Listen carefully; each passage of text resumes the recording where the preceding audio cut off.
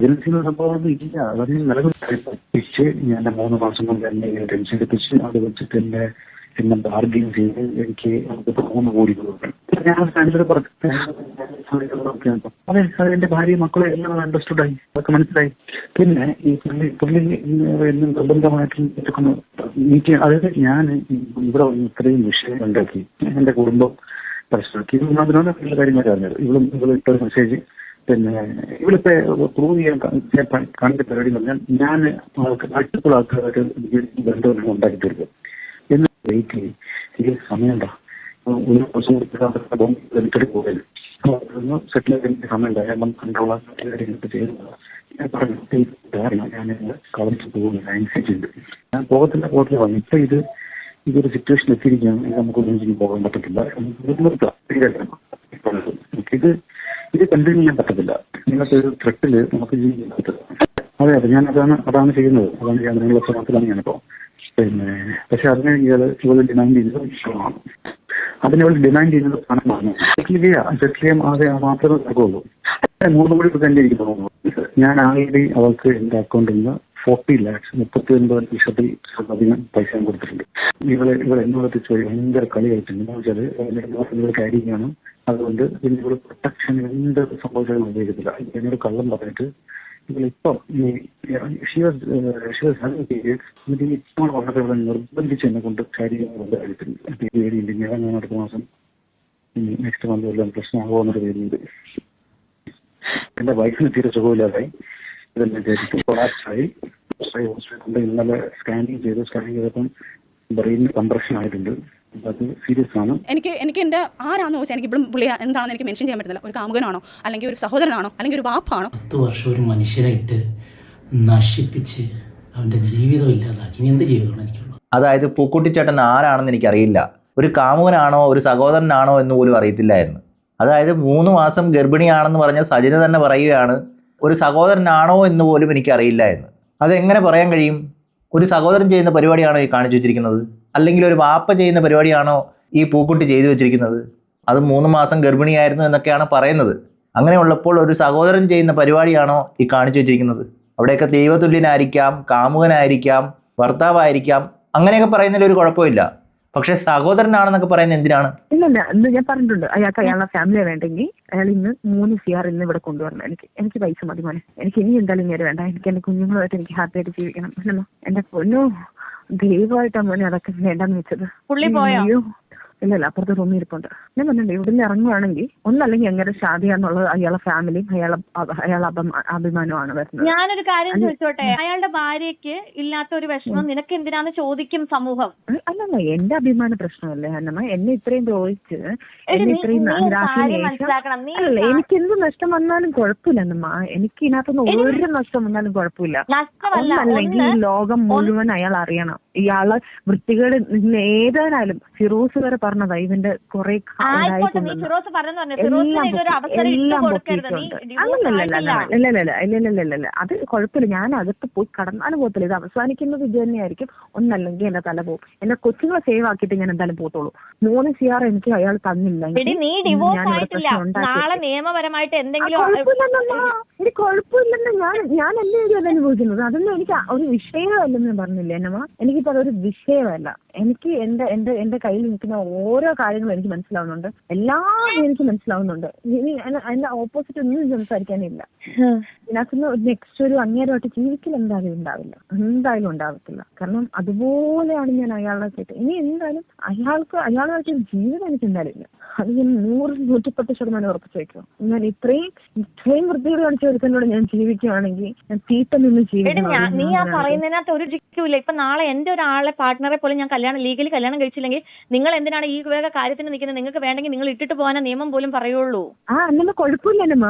ഞാൻ എന്തിനാ ഇങ്ങനെ ബാക്കിയുള്ളവർ പേടിക്കണ്ട. ഞാൻ നിയമവശമല്ല പോകുന്നത്, നിയമവശം പോകുന്നതേ ഇല്ല. ഞാൻ പോകുന്നത് മീഡിയയും ആൾക്കാരെയും വിളിച്ചു കൂട്ടി. അവിടെയും ആലോചിക്കണം, ഫിറോസ് ഖാൻ തെളിവ് സഹിതം എല്ലാം പുറത്തു വിട്ടത് കൊണ്ട് മാത്രമാണ് നമുക്ക് സജിന പറയുന്ന ഒന്നും കൺവിൻസ് ആവാത്തത്. ഇല്ലെങ്കിൽ ഇന്ന് ഫിറോസ് ഖാൻ എയറിൽ പോയി തൂങ്ങിച്ചാവേണ്ട അവസ്ഥയായിരിക്കും വരുന്നത്. അത് നിങ്ങൾക്ക് ആ ഇന്റർവ്യൂ കാണുമ്പോൾ മനസ്സിലാവും. റസൂലുമായിട്ടുള്ള കുട്ടിയായിട്ടുള്ള ആ ഒരു സംഭാഷണം അത് നിങ്ങൾ തമ്മിൽ നടത്തിയ സംഭാഷണമാണ്. അതെങ്ങനെ ഇദ്ദേഹത്തിന്റെ കൈ ചെന്നു? എൻ്റെ ഒരു ബെസ്റ്റ് ഫ്രണ്ട്സ് ആയിരുന്നു ആൻ മേരിയ. ദിയാസന ബെസ്റ്റ് ഫ്രണ്ട് എന്നല്ല, ഒരു ഫ്രണ്ട് ആയിരുന്നു. അങ്ങനെ ആൻ മേരിക്ക് ഓൾമോസ്റ്റ് എല്ലാ കാര്യങ്ങളെല്ലാം അറിയാം. ഞങ്ങൾ തമ്മിൽ ഇപ്പം ഒരു ലവേഴ്സ് ആവട്ടെ, ഒരു ഫാമിലി ആവട്ടെ, ഒരു ഹസ്ബൻഡ് ആൻഡ് വൈഫ് ആവട്ടെ, അല്ലെങ്കിൽ ഒരു ഫ്രണ്ട്സ് ആവട്ടെ, വഴക്കുണ്ടാകുമ്പോൾ നമുക്ക് അങ്ങോട്ടും ഇങ്ങോട്ടും പല ആർഗ്യുമെൻറ്റ്സും വരും.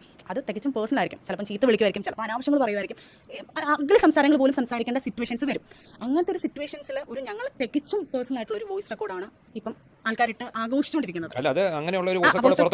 അതെ ഞാൻ പറഞ്ഞു വന്നത്. അത് ഞാൻ കൊടുത്തതല്ല. ഞാൻ എൻ്റെ ഒരു ഫ്രണ്ട് ഇപ്പോൾ ആൻ മേരിയ എന്ന് പറഞ്ഞ പുള്ളിക്കാരിക്കും ദിയ എന്ന് പറഞ്ഞ സ്ഥലത്തും ഞങ്ങളുടെ പ്രശ്നങ്ങൾ നിൽക്കുമ്പോൾ ഞങ്ങൾ മിക്കായി ഞാനുമായിട്ടുള്ള പ്രശ്നങ്ങൾ വരുമ്പോൾ സോൾവ് ചെയ്യാൻ ഇവരൊക്കെയായിരുന്നു ഇടയ്ക്ക് നിൽക്കുന്നത്. ചെറിയ കുഞ്ഞു പ്രശ്നങ്ങൾ വരുമ്പോൾ ഫ്രണ്ട്സുകൾ അങ്ങോട്ടും ഇങ്ങോട്ട് ഇടപെടുക അല്ലല്ല, റസൂലുക്കായിട്ടുള്ള പ്രശ്നത്തിലും ഞങ്ങൾ ചെറിയ അങ്ങോട്ടും ഇങ്ങോട്ടും പ്രശ്നങ്ങൾ അഫെയർ അല്ല ചേട്ടാ. അഫെയർ എന്ന് പറയുകയും ചെയ്യില്ല. അതിന് വേണമെങ്കിൽ സഹോദര സ്നേഹം എന്നൊക്കെ വല്ലതും പറയാം. ആ രീതിയിലാണ് സജിൻ അത് പറഞ്ഞു വെക്കുന്നത്. അഫെയർ എന്ന് പറയാൻ പറ്റത്തില്ല ചേട്ടാ. ആ അങ്കിൾ പല ആവർത്തി ചോദിക്കുന്നുണ്ട് അത് അഫെയർ അല്ലേ എന്ന്. പക്ഷെ അവിടെയൊന്നും അഫെയർ ആയിട്ട് സജിൻ അതിനെ പറയുന്നില്ല. ഒരു സഹോദര ബന്ധം ഇല്ലെങ്കിൽ ഒരു വാപ്പ, ആ രീതിയിലാണ് സജിന് പറഞ്ഞു വയ്ക്കുന്നത്. അത് കഴിഞ്ഞിട്ട് അപ്പോഴാണ് റസൂൽ ഖാൻ്റെ ഒരു മൂവിയിൽ ഒരു ക്യാരക്ടർ എന്നെ വിളിക്കുന്നു. അപ്പോൾ നമ്മൾ അവിടെ പോകുന്നു. പോയി എന്നെ കൊണ്ടുവന്ന് അതിനകത്തൊരു എയർ ഹോസ്റ്റസ് ആയിട്ട് ഞാൻ അഭിനയിക്കുന്നു. ഒറ്റ മൂവി തന്നെ, ഒറ്റ മൂവി തന്നെ. ഇല്ല ആ സമയത്ത് ഫിറോസ് ഖാൻ ഇല്ല. ഈ ചാപ്റ്ററിലൊന്നും ഫിറോസ് ഖാൻ ഇല്ല. നമ്മൾ അത് കഴിഞ്ഞു. ആ ചാപ്റ്റർ അങ്ങനെയാണ് നമ്മൾ സംസാരിച്ചു. ആ സമയത്ത് കുറച്ച് നമ്മൾ സംസാരിക്കുന്നുണ്ട്. സാർ ഭയങ്കര എന്നെ വിളിച്ച് നല്ല പ്രൊട്ടക്ഷൻ, നല്ലൊരു കെയറിങ്. അതായത് നമ്മൾ പോയ ഒരു വൃത്തികെട്ട കുഴിയിൽ നിന്ന് എന്നെ രക്ഷപ്പെടുത്തിക്കൊണ്ട് വന്ന ഒരു വ്യക്തിയാണ്. കാരണം അതിനുവേണ്ടി പൈസ ചിലവാക്കി ഒരു കുഴിയിൽ നിന്ന് തന്നെ വേണം പറയാം. അത്രയും വലിയൊരു കുഴിയിൽ നിന്ന് എന്നെ രക്ഷപ്പെടുത്തിക്കൊണ്ട് വന്നത്. പിന്നെ എൻ്റെ മെന്റൽ സപ്പോർട്ടിംഗ് ആയിട്ടൊക്കെ ഇവർ ഭയങ്കര ഹെൽപ്പ് ചെയ്തിട്ടുണ്ട്. പിന്നെ നല്ല തിക് ഫ്രണ്ട്സ് ആയി ഞങ്ങൾ. കുറേ കാര്യങ്ങൾ അങ്ങോട്ടും ഇങ്ങോട്ടും ഓരോ കാര്യങ്ങൾ എന്ത് വന്നാലും ഞാൻ അങ്ങോട്ട് പറയും എങ്ങനെയാണ് എന്ത് ചെയ്യണം എന്ന് വെച്ചാൽ എനിക്ക്. അതായത് ചേട്ടാ ഞാൻ അതിനുശേഷം ഒരു വർഷം വർക്കില്ലാതെ ഇരുന്നിട്ടുണ്ട്. എൻ്റെ കുഞ്ഞുങ്ങളുടെ ഫീസ്, എൻ്റെ കാര്യങ്ങൾ, എൻ്റെ വീട്ടു ചെലവ് എല്ലാം അയാൾ എന്നെ ഹെൽപ്പ് ചെയ്തിട്ടുണ്ട്. എനിക്ക് എൻ്റെ ദൈവ തുല്യമാണ് എനിക്ക് അയാൾ. പക്ഷേ ദൈവതുല്യനായ ഒരാളോട് 3 കോടിയൊക്കെ ചോദിക്കൂടെ? എനിക്ക് 3 കോടി വേണം സെറ്റിൽ ചെയ്യണമെങ്കിൽ എന്ന് പറയുമോ? എനിക്കറിയത്തില്ല. ദൈവത്തിൻ്റെ അടുത്തും ബ്ലാക്ക് മെയിൽ ചെയ്യുമോ എന്നൊക്കെ എനിക്കറിയത്തില്ല. അങ്ങനെയുള്ള കുറേ വോയിസ് റെക്കോർഡ് കേട്ടോണ്ട് ചോദിക്കുക. പുള്ളിക്കാരൻ എനിക്ക് ചെയ്തിട്ടുള്ള ഹെൽപ്പ്, കാരണം ഒരു പടിക്കുഴിയിൽ വീഴാൻ പോയ ഒരു കുട്ടിയെ പിടിച്ചുയർത്തി എണ്ണിച്ചിട്ട് വന്നതിൻ്റെ ശിക്ഷയാണ് ഇപ്പം വന്നത് പുള്ളിക്കാരൻ. അങ്ങനെ ഞങ്ങളുടെ ഫ്രണ്ട്ഷിപ്പ് നല്ലൊരു ബോണ്ടിങ് ആയി, നല്ലൊരു തിക് ഫ്രണ്ട്സ് ആയി. അങ്ങോട്ടും ഇങ്ങോട്ടും നമ്മളെല്ലാം സംസാരിക്കാനായി. ഇപ്പോഴും ആ ബന്ധത്തിന് എന്ത് വിലയാണെന്ന് എനിക്ക് അറിഞ്ഞൂടാ. എനിക്ക് എൻ്റെ ആരാണെന്ന് ചോദിച്ചാൽ എനിക്ക് ഇപ്പോഴും പുള്ളി എന്താണെന്ന് എനിക്ക് മെൻഷൻ ചെയ്യാൻ പറ്റുന്നില്ല. ഒരു കാമുകനാണോ അല്ലെങ്കിൽ ഒരു സഹോദരനാണോ? ഇനിയിപ്പോൾ നാളെ ഇവർ തമ്മിൽ എന്തെങ്കിലും ഉടക്കുണ്ടായാൽ തന്നെ പറയും അന്ന് ഞാനൊരു പൊട്ടിയായിരുന്നു, ഞാനൊരു പൊട്ട ബുദ്ധിയിൽ അതൊക്കെ ചെയ്തു പോയതാണ് എന്നും പറഞ്ഞ് സജിന വരുമെന്ന് എനിക്കറിയില്ല. അതുകൊണ്ട് തന്നെ ആയിരിക്കാം ജനങ്ങൾക്ക് ഇതൊന്നും വിശ്വാസം വരാത്തത്. അല്ലെങ്കിൽ ഒരു വാപ്പാണോ, ഒരു എന്താണെന്ന് എനിക്ക് അറിഞ്ഞൂടാ. അയാൾ എൻ്റെ ദൈവമാണോ എന്ന് എനിക്കും അറിയത്തില്ല. അത്രയും എന്നെയും എൻ്റെ കുഞ്ഞുങ്ങളെയും നോക്കി എനിക്ക് എങ്ങനെ പറയണമെന്ന് എനിക്കറിയത്തില്ല. അത്രയും സിറ്റുവേഷനിൽ നിന്ന് എന്നെ കൈപിടിച്ച് വന്ന ഒരു വലിയൊരു മനുഷ്യനാണ്. അതെങ്ങനെയാണ് സഹോദരനാവുന്നത്? സഹോദരൻ സഹോദരിയെ ഗർഭിണിയാക്കൂ? എനിക്കറിയില്ല. ഇതെന്താണ് പറയുന്നത് മനസ്സിലാവുന്നില്ല. ഒരു സഹോദരനാണോന്നും അറിയത്തില്ലെന്ന്. ഇങ്ങനെയുള്ള ഒരാളെ ആരെങ്കിലും സഹോദരനാക്കുമോ? തന്നെ ഗർഭിണിയാക്കിയ ഒരാളെ ആരെങ്കിലും സഹോദരനായിട്ട് കാണുമോ? ചിലപ്പം പൊട്ട ബുദ്ധിയിൽ തോന്നിയതായിരിക്കാം. വിവാഹം വേർപെടുത്താനുള്ള കാരണം അതൊരു പേഴ്സണൽ നമ്മളുള്ള കുറച്ച് പേഴ്സണൽ കാര്യങ്ങളായിരുന്നു. പുള്ളിയുടെ ഞാനിപ്പോൾ അവരെ വലിച്ചിടുന്നില്ല. കാരണം അവരൊരു ഫാമിലി, അവരിപ്പം തികച്ചും ഫാമിലി ആയിട്ട് ജീവിക്കുന്നത്. അറിയില്ല, ഞാൻ അവരുടെ കാര്യങ്ങൾ നോക്കാൻ, നമ്മളുടെ കുഞ്ഞിനെ കാണാനോ അവരായിട്ട് ഒരു ബന്ധമില്ല. അപ്പം ഞാൻ ഇപ്പോൾ ടാർഗറ്റ് ഫിറോസ് ഖാനാണ്. ഇനി ആദ്യ ഭർത്താവിനെ കൂടി ഇതിലേക്ക് കൊണ്ടുവന്നു കഴിഞ്ഞാൽ അത് പ്രശ്നമാകുമെന്ന് വിചാരിച്ചുകൊണ്ട് തന്നെ ആയിരിക്കണം അതിനെക്കുറിച്ചൊന്നും പറയാത്തത്. ഫിറോസ് രണ്ടാമത് വിവാഹം കഴിക്കുന്ന ഞാൻ ഫോക്സ് വാനിൽ വർക്ക് ചെയ്യുമ്പോഴത്തേക്ക് എൻ്റെ അവിടെ വന്ന് കണ്ട് ഇഷ്ടപ്പെട്ടിട്ടാണ്. അപ്പം അതിന് മുന്നേ എനിക്ക് ഇൻസ്റ്റയിൽ, എനിക്ക് ഫേസ്ബുക്കിലൊക്കെ പുള്ളി മെസ്സേജ് അങ്ങോട്ടും ഇങ്ങോട്ട് മെസ്സേജ് അയച്ചിട്ടുണ്ടായിരുന്നു. ഒരു ആക്ടർ എന്നുള്ള രീതിയിൽ നമുക്ക് ആ ഒരു ബഹുമാനത്തിൽ നമ്മൾ അയച്ചിട്ടുള്ളത്. ഇത് തന്നെയല്ലേ പുക്കുട്ടിയുടെ കാര്യത്തിലും പറയുന്നത്? ഒരു ആക്ടർ എന്ന നിലയിൽ ബഹുമാനത്തോടു കൂടിയാണ് മെസ്സേജ് അയച്ചത്. പക്ഷെ പിന്നീട് നമ്മൾ കണ്ടത് ഗർഭിണിയായി എന്നുള്ള അവസ്ഥയാണ്. ഇതുപോലെ ഫിറോസ് പറഞ്ഞ കഥയിലും കുറേ സംവിധായകരും ഉണ്ട്, കുറേ നിർമ്മാതാക്കളും ഉണ്ട്. അവിടെയൊക്കെ സജിനെ എല്ലാവരെയും റെസ്പെക്റ്റോടു കൂടിയാണ് സംസാരിക്കുന്നത്. ആദ്യം മെസ്സേജ് അയക്കുമ്പോൾ നല്ല റെസ്പെക്റ്റ് ആയിരിക്കും. പിന്നീട് എങ്ങനെയാണ് ആ റെസ്പെക്റ്റ് ഒക്കെ മാറിപ്പോകുന്നതെന്ന് അറിയത്തില്ല. ഇവിടെയും ഫിറോസ് ഖാനോടും അങ്ങനെ തന്നെയായിരുന്നു തുടക്കം. ആ സമയത്ത് പുള്ളി കൊല്ലക്കാരനാണെന്ന് പറഞ്ഞപ്പോൾ എന്നെ ഫോക്സ് വാനിൽ ഒന്ന് കാണാൻ നിന്നു. നമ്മളൊരു കസിൻ ബ്രദർ വന്നിട്ട് ഇങ്ങനെ കല്യാണം ആലോചിക്കുന്നു. അന്നേരം എനിക്കിങ്ങനെ സെക്കൻഡ് മാരേജ് ആണെന്ന് പറഞ്ഞപ്പോഴത്തേക്ക് പുള്ളി വന്നു, നമ്മളുടെ കാര്യങ്ങളെല്ലാം തിരക്കുന്നു. പുള്ളി അന്നേരം മാരേജ് ഇതായിട്ട് നിൽക്കുകയാണെന്ന് പറഞ്ഞു. അപ്പോൾ എൻ്റെ വീട്ടിൽ വന്ന് പുള്ളിയുടെ കസിനും എൻ്റെ കസിനുമായിട്ടുള്ള പുള്ളിക്കാരൻ അവർ വന്ന് അവിടെ വന്ന് ആലോചിക്കുന്നു. ഉമ്മാടുത്ത് കൺവീൻ ചെയ്യുന്നു. പുള്ളിക്കാരൻ ബാക്കിയുള്ളവർ എല്ലാവരും ഭയങ്കര എതിർപ്പായിരുന്നു. കാരണം ഈ ഫീൽഡ് ആയതുകൊണ്ട് അറേഞ്ച്ഡ് പ്രണയം എന്ന് പറഞ്ഞാൽ ആ ഒരു 1 മന്ത് കല്യാണത്തിന് ഒരു 1 മന്ത് ഉണ്ടായിരുന്നു. ആ 1 മന്ത് പുള്ളിക്ക് ഒരു ഷൂട്ട് നടക്കുന്ന സമയത്ത്, ആ സമയത്ത് നമ്മൾ തമ്മിൽ അങ്ങോട്ട് ഇങ്ങോട്ട് സംസാരിച്ചു. എന്നെ കണ്ട് ഇഷ്ടപ്പെട്ടതാണ്. കണ്ടിഷ്ടപ്പെട്ട് നമ്മൾ ഒരിക്കലും പ്രണയമൊന്നും പറയാൻ പറ്റില്ല, അറേഞ്ച്ഡ് ഒന്നും പറയാൻ പറ്റില്ല. അതെ, സജിനയ്ക്ക് വ്യക്തമായിട്ടൊരു ആൻസർ ഇല്ല. എന്താണ് നടക്കുന്നതെന്ന് വ്യക്തമായിട്ടൊരു ആൻസർ ഇല്ല. ഇവിടെ ഒരു കസിൻ ബ്രദറിന്റെ കാര്യമൊക്കെ പറയുന്നുണ്ട്. അതിനെക്കുറിച്ച് ഫിറോസ് തന്നെ പറഞ്ഞതാണ്, പിന്നീട് കാമുകനാണെന്നോ പല കാര്യങ്ങളും പിന്നീടാണ് എനിക്ക് മനസ്സിലായത്. അങ്ങനെയുള്ള കുറച്ച് കാര്യങ്ങളൊക്കെ ഫിറോസിന്റെ വീഡിയോയിൽ പറയുന്നുണ്ട്. അങ്ങനെയുള്ളപ്പോൾ ഈ കസിൻ ബ്രദറിനെ കുറിച്ച് കൂടുതലൊന്നും ഞാൻ പറയുന്നില്ല. ഇഷ്ടപ്പെട്ട് വന്ന് സംസാരിക്കേണ്ട കുറച്ച് സാഹചര്യങ്ങൾ, കാരണം 1 മാസം നമുക്ക് സ്നേഹിക്കാൻ സമയം കിട്ടിയിട്ടുണ്ട്. ആ 1 മാസം പറഞ്ഞ കഥയിലാണ് ഞാൻ വീണതും. കാരണം പുള്ളി പറഞ്ഞ ഒരു ബാക്ക്ഗ്രൗണ്ട്, പുള്ളിയുടെ ഫാമിലി, ആദ്യത്തെ വൈഫ് ഇങ്ങനെയാണ്, കുഞ്ഞിങ്ങനായി പോയി, കുഞ്ഞിനെ കാണാൻ പറ്റുന്നില്ല, അങ്ങനെ കുറേ കാര്യങ്ങൾ പറഞ്ഞപ്പം എനിക്കുണ്ടായ കാര്യങ്ങളും എനിക്കുണ്ടായ ഇമോഷണൽ സാധനങ്ങളും കുഞ്ഞിൻ്റെ കാര്യങ്ങളും എല്ലാം പറഞ്ഞിട്ടുണ്ടായിരുന്നു. അപ്പോൾ ഞാൻ വ്യക്തമായിട്ട് പറഞ്ഞിട്ടുണ്ടായിരുന്നു എനിക്കൊരു മോളുണ്ട്, അതെല്ലാം ഓക്കെ ആയി, എൻ്റെ മോളെ പോലെ നോക്കാമെന്ന് പറഞ്ഞു. എൻ്റെ ഉമ്മാടുത്തും വന്ന് പറഞ്ഞു, എല്ലാവരുടെ നിർബന്ധിച്ച് എൻ്റെ കസിനെ കൊണ്ടൊക്കെ സംസാരിപ്പിച്ചിട്ടാണ് അവിടെ വന്ന് കല്യാണത്തിന് ഡേറ്റ് എടുക്കുന്നതും. ഒരു നോമ്പ് സമയത്താണ് അവരുടെ വീട്ടുകാരെല്ലാം കൂടെ ഒരു പെണ്ണുകാണൽ പോലെ വന്ന് വീട്ടിൽ വന്ന് ഉറപ്പിച്ചിട്ട് പോകുന്നത്. അപ്പോൾ പോലും അവരുടെ കുറച്ച് ആൾക്കാർ പൈസയെക്കുറിച്ച് ചോദിക്കുന്നത്, എന്ത് തരും എങ്ങനെ. ഉമ്മ പറഞ്ഞു, ഇപ്പം നമുക്കൊന്നും ചെയ്യാൻ പറ്റത്തില്ല, ഉള്ളത് ഇങ്ങനെയാണ്, നമ്മൾ അത്ര വലിയ കൊടീശ്വരൊന്നും അല്ല, അപ്പം ഉള്ളതായിട്ടുള്ള വാപ്പാടെ കുറച്ച് സ്ഥലങ്ങൾ അടപ്പുണ്ട്, അതിനകത്ത് എന്തെങ്കിലും ചെയ്തു തരാം, പിന്നെ ഉള്ളത് കുറച്ച് ഗോൾഡ് ഉണ്ട്, അതുകൊണ്ട് എടുത്ത് തരാം എന്ന് പറഞ്ഞ് നമ്മളവിടെ സംസാരിച്ചു, ഓക്കെ ആക്കി പറഞ്ഞു വിട്ടു. പിന്നെ എന്തെങ്കിലും സ്ത്രീധനം എന്നുള്ള രീതിയിലൊക്കെ ചോദിച്ചിട്ടുണ്ട്. എൻ്റെ സ്ത്രീധനത്തിൻ്റെ കാര്യം ഇതുവരെ പറഞ്ഞില്ല എന്ന് ഞാൻ ആലോചിച്ചിരിക്കുമായിരുന്നു. കാരണം ആ ഒരു അലിഗേഷൻ കൂടി ഫിറോസിൻ്റെ പുറത്ത് വരണമല്ലോ. ഇവിടെയൊക്കെ ഫിറോസ് ഒന്നും ചെയ്തില്ല എന്ന് ഞാൻ വിശ്വസിക്കുന്നില്ല. എന്തായാലും സജിനെ കാണിച്ചു കൂട്ടിയാലും അപ്പുറമൊന്നും ഫിറോസ് ചെയ്തിട്ടില്ല എന്ന് വിശ്വസിക്കുന്നു എന്ന് മാത്രം. ഇനി അങ്ങനെ തീർത്ത് പറയാൻ കഴിയത്തില്ല. എന്തായാലും ഫിറോസ് സ്ത്രീധനം ചോദിച്ചിട്ടുണ്ട് എന്ന് തന്നെയാണ് സജിനെ ഇവിടെ വ്യക്തമാക്കുന്നത്.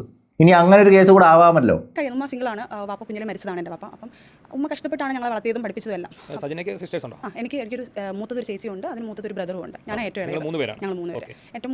ഏറ്റവും ഇളയത് ഞാനാണ്. അപ്പം അതിനെക്കുറിച്ചുള്ള കാര്യങ്ങളെല്ലാം പറഞ്ഞു. നമ്മളെല്ലാവരും ഫാമിലിയിൽ വന്നിട്ടും എൻ്റെ സിസ്റ്ററിൻ്റെ ഹസ്ബൻഡ് ഞങ്ങളുടെ കുടുംബത്തിലെ ആദ്യത്തെ ആളാണ് സാബുക്ക. എൻ്റെ വാപ്പാടെ സ്ഥാനമാണ്, ഒരു ബ്രദറിൻ്റെ സ്ഥാനമാണ്. ഇക്കായ്ക്കും ഇതൊന്നും താല്പര്യമില്ല, കാരണം പുള്ളിയെക്കുറിച്ചുള്ള കാര്യങ്ങൾ ഈ ആണുങ്ങൾക്കാണല്ലോ അറിയുന്നത്, വീട്ടിലിരിക്കുന്ന പെണ്ണുങ്ങൾക്ക് അറിയത്തില്ലല്ലോ. അപ്പം നമ്മൾ പുള്ളി പറഞ്ഞപ്പോൾ പുള്ളിയുടെ കുറേ സ്ട്രഗ്ലിങ്ങും പുള്ളിയുടെ വേദനകളും കുറച്ച് വിഷമങ്ങളെല്ലാം പറഞ്ഞപ്പോൾ നമ്മൾ ഏകദേശം സെയിം അനുഭവങ്ങളാണ്. ആദ്യത്തെ വൈഫ് അങ്ങനെ പോയി കുറേ അലിഗേഷനാണ് പറഞ്ഞത്. പക്ഷേ ഇദ്ദേഹത്തിന്റെ വീടും കൊല്ലത്ത് തന്നെയല്ലേ? അന്വേഷിച്ചപ്പോൾ പുള്ളിക്കാരനെ കുറിച്ച് പുള്ളിക്കാരൻ ഇവിടെ ഇല്ലല്ലോ, പുള്ളിക്കാരൻ ഇവിടെ ഇല്ല, പുള്ളിക്കാരൻ വിട്ട് ഫുള്ള് എറണാകുളം, പുള്ളിയുടെ ലൈഫ് അങ്ങനെയാണ്. അങ്ങനെ ആയതുകൊണ്ട് പുള്ളിയെക്കുറിച്ച് പറയാനുള്ള കാര്യം. പിന്നെ പള്ളിക്കാരടുത്ത് നമ്മൾ സംസാരിച്ചു, പള്ളിക്കാർ പറയുന്നുണ്ട് എന്തിനാണ് ഇങ്ങനെ, ഇനി അടുത്തൊരു കുഞ്ഞിനെ അടുത്തൊരു ഇതിൽ കൊണ്ടിടണോ, ആദ്യത്തെ ഒരു ലൈഫിൽ ഒത്തിരി അനുഭവിച്ചതാണ്, അതിന് വീണ്ടും എന്തിനാ അതിനെ കൊണ്ടിടുന്നതെന്ന് പള്ളിക്കാർ പറയുന്നുണ്ട്. അപ്പം മേ ബി ഞാൻ പറഞ്ഞു, ഇപ്പോൾ ഒരു പക്ഷേ അറിയാത്ത ഒരാൾ വരുന്നതിനെക്കാട്ടിലും ബെറ്റർ പുള്ളിയുടെ ലൈഫ് കണ്ടപ്പോൾ പുള്ളി പാവമായിട്ട് തോന്നി എനിക്ക്. കാരണം പുള്ളിയുടെ ലൈഫിലും കുറേ ഇൻസിഡൻറ്റ് ഉണ്ട്. പിന്നെ എൻ്റെ കുഞ്ഞ്, പ്രത്യേകിച്ച് എൻ്റെ മോളെ അംഗീകരിക്കാൻ പറ്റുന്ന ഒരാൾ വരിക എന്ന് പറയുമ്പോൾ, പിന്നെ ഞാൻ ആ പ്രായം എന്ന് പറഞ്ഞാൽ ഭയങ്കര ചെറുതാണ്, 19-20 വയസ്സേ ഉള്ളൂ എനിക്ക്. വിവാഹം നടക്കുമ്പോൾ കുഞ്ഞിന് എത്ര വയസ്സുണ്ട്? മോക്ക് 1.5 വയസ്സേ ഉള്ളൂ, 1-2 വയസ്സ്. എന്താണ് ഇവിടെ പറയുന്നത്? 19 വയസ്സേ ഉള്ളൂ, കുട്ടിക്ക് 2 വയസ്സായി. അങ്ങനെയെങ്കിൽ ആ മാരേജ് ലീഗലാണോ? എനിക്കറിയില്ല. സജിനെ തന്നെ കുളം തോണ്ടി വെക്കുകയാണെന്ന് തോന്നുന്നു. ഇവിടെയൊക്കെ വ്യക്തമാവുന്നത് എവിടെയൊക്കെ മാരേജ് ലീഗലാണോ എന്ന് സംശയമാണ് എനിക്ക്. കാരണം എവിടെയൊക്കെ വർത്തമാനത്തിൽ നിന്ന് കേൾക്കുന്നത് ഇവർക്കൊന്നും 18 വയസ്സ് തികയുന്നതിന് മുമ്പേ ഇവരെ പിടിച്ച് കെട്ടിച്ചു എന്ന രീതിയിലാണ് ഇവരുടെ വർത്തമാനം. ഇനി എന്താണ് സത്യാവസ്ഥ എന്ന് അറിയത്തില്ല. ഇവിടെ തന്നെ സജിന പറയുന്നത് അത് തന്നെയാണ്, 19-20 വയസ്സുണ്ട് ആ സമയത്ത്, എന്നാൽ എനിക്ക് 2 വയസ്സുള്ള കുട്ടിയുമുണ്ട്. അങ്ങനെയാണെങ്കിൽ ആ മാരേജ് ലീഗലാണോ? അവിടെയൊക്കെ സജിന പറയുന്നതിനനുസരിച്ച് വ്യക്തമാവുന്നത് പ്രായപൂർത്തിയാവാത്ത ഒരാൾ കല്യാണം കഴിച്ചു എന്ന രീതിയിലാണ്. അങ്ങനെയാണ്. അപ്പം അതിലും കുറേ ഞാൻ ഈ മാരേജിന് ശേഷം കുറേ അനുഭവിച്ചിട്ടുണ്ട്. എൻ്റെ കുഞ്ഞും പ്ലസ് എൻ്റെ കുഞ്ഞും കൂടെയാണ് അതിനകത്ത് അനുഭവിച്ചിട്ടുള്ളത്. അതെ, ഇനി അതും കൂടെ വരണമല്ലോ. കാരണം കുഞ്ഞും അനുഭവിച്ചു എന്ന് പറയുമ്പോൾ അടുത്തൊരു കേസും കൂടെ വരാമല്ലോ. എന്നാലല്ലേ കേസ് കുറച്ചുകൂടി സ്ട്രോങ് ആകത്തുള്ളൂ. ഇതൊക്കെ ആരുടെ ബുദ്ധിയാണെന്ന് അറിയത്തില്ല. ആരൊക്കെയോ ഉപദേശിച്ചു കൊടുക്കുന്നു എന്നുള്ളത് എടുത്തു പറയേണ്ടത് തന്നെയാണ്. അങ്ങനെ ഒരു കോൾ റെക്കോർഡ് നമ്മൾ കേട്ടതാണ്.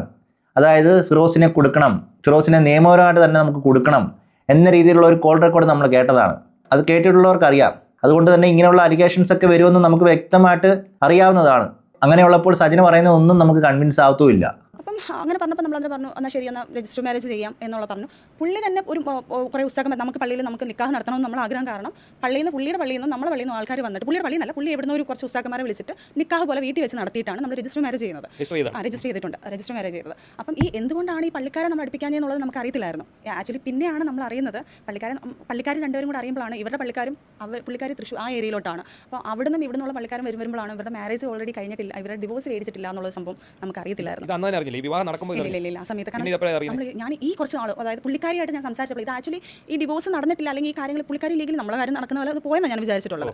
പക്ഷേ പുള്ളിക്കാരിയടുത്ത് ഞാൻ ഈ കാര്യങ്ങളെല്ലാം ഷെയർ ചെയ്തപ്പോൾ ആര് പറഞ്ഞു എനിക്ക് ഡിവോഴ്സ് വന്നിട്ടില്ല, എന്നെ 150 പവൻ അവൻ കൊണ്ടുപോയിട്ടുണ്ട്, അവരും കേസ് ഫയൽ ചെയ്യാൻ നിൽക്കും. പക്ഷേ അവർക്ക് പേടി, ഇവനൊരു ആക്ട്രസ് ആയതുകൊണ്ട്, പുള്ളിക്കാരൻ്റെ ആക്ടർ ആയതുകൊണ്ട്, ഇനി ഞങ്ങൾ സോഷ്യൽ മീഡിയ വന്ന് പറഞ്ഞാൽ അവൻ ഇതുപോലെ അലിഗേഷൻ പറഞ്ഞു കഴിഞ്ഞാൽ ഞങ്ങൾക്ക് വന്ന് അങ്ങനെ മീഡിയയിൽ വന്ന് പറയാൻ പറ്റുന്ന ഒരാളല്ല. ഞങ്ങളുടെ ഫാമിലിക്ക് അവർക്ക് ഒരു തികച്ച ഓർത്തഡോക്സ് ഫാമിലീസ് ആണ് അവർ. അപ്പോൾ അതുകൊണ്ടാണ് അവർ ഇവരുടെ ഈ പുള്ളിക്കാരനെ കുറച്ച് സൈക്കോ ക്യാരക്ടർക്ക് ഇവർക്ക് അറിയാം, ഫാമിലിയായിട്ട് ഭയങ്കര അത് കുറച്ച് കാര്യങ്ങൾ പറയുമ്പോഴായിരിക്കും അത് ആൾക്കാർക്ക് അറിയാം. അല്ലല്ല, പുള്ളിക്കാരി തൃശ്ശൂർ ആ ഏരിയയിലുള്ള ആളാണ്. അത് ലവ് മാരേജ് ആയിരുന്നു. അവരുടെതും 17 വയസ്സിലാണ് പുള്ളിക്കാരി കല്യാണം കഴിക്കുന്നത്, നിക്കാഹ് കഴിക്കുന്നത്. ഇവിടെ ഞാൻ നേരത്തെ പറഞ്ഞതിൻ്റെ തൊട്ട് തന്നെ 17 വയസ്സിനാണ് നിക്കാഹ് കഴിക്കുന്നത്. അതായത് ഇവരെല്ലാം ഇല്ലീഗലായിട്ടാണ് മാരേജ് ചെയ്യുന്നത്. അങ്ങനെയുള്ളപ്പോൾ ഫിറോസ് ഖാൻ്റെ ആദ്യത്തെ മാരേജ് ലീഗലാവുമോ? ആ മാരേജ് ലീഗൽ അല്ലെങ്കിൽ എന്തുകൊണ്ട് സജിന ഫിറോസിൻ്റെ മാരേജ് ലീഗലാവാതെ വരുന്നു? ഇവിടെയൊക്കെ എന്തൊക്കെയോ സത്യങ്ങൾ മറച്ചു വയ്ക്കുന്നു എന്നുള്ളതാണ് എടുത്തു പറയേണ്ടത്. അവിടെ സജിന പറയുന്നു അവരുടെ 150 പവൻ നഷ്ടപ്പെട്ടു എന്ന്. എന്നിട്ടിപ്പം കുട്ടിക്ക് 19 വയസ്സായി, എന്നിട്ടും അവർ ചോദിച്ചില്ല. പക്ഷേ സജിനയോട് പറഞ്ഞു അവരിനി ലീഗലി മൂവ് ചെയ്യാൻ പോവുകയാണെന്ന്. എനിക്ക് അവിടെ പറയാനുള്ളത്, കുറച്ചുകൂടെ കഴിഞ്ഞിട്ട് പോരായിരുന്നോ ലീഗലി മൂവ് ചെയ്യുന്നത്? കുട്ടിക്ക് 19 വയസ്സല്ലേ ആയുള്ളൂ. ഒരു 50 വയസ്സാകുമ്പം ലീഗലി മൂവ് ചെയ്താൽ മതിയായിരുന്നു. അതുവരെ അവർക്ക് തോന്നിയില്ല എന്നാണ് സജന പറഞ്ഞതിൽ നിന്ന് വ്യക്തമാകുന്നത്. അവിടെയും കൺവിൻസിങ് ആയില്ല.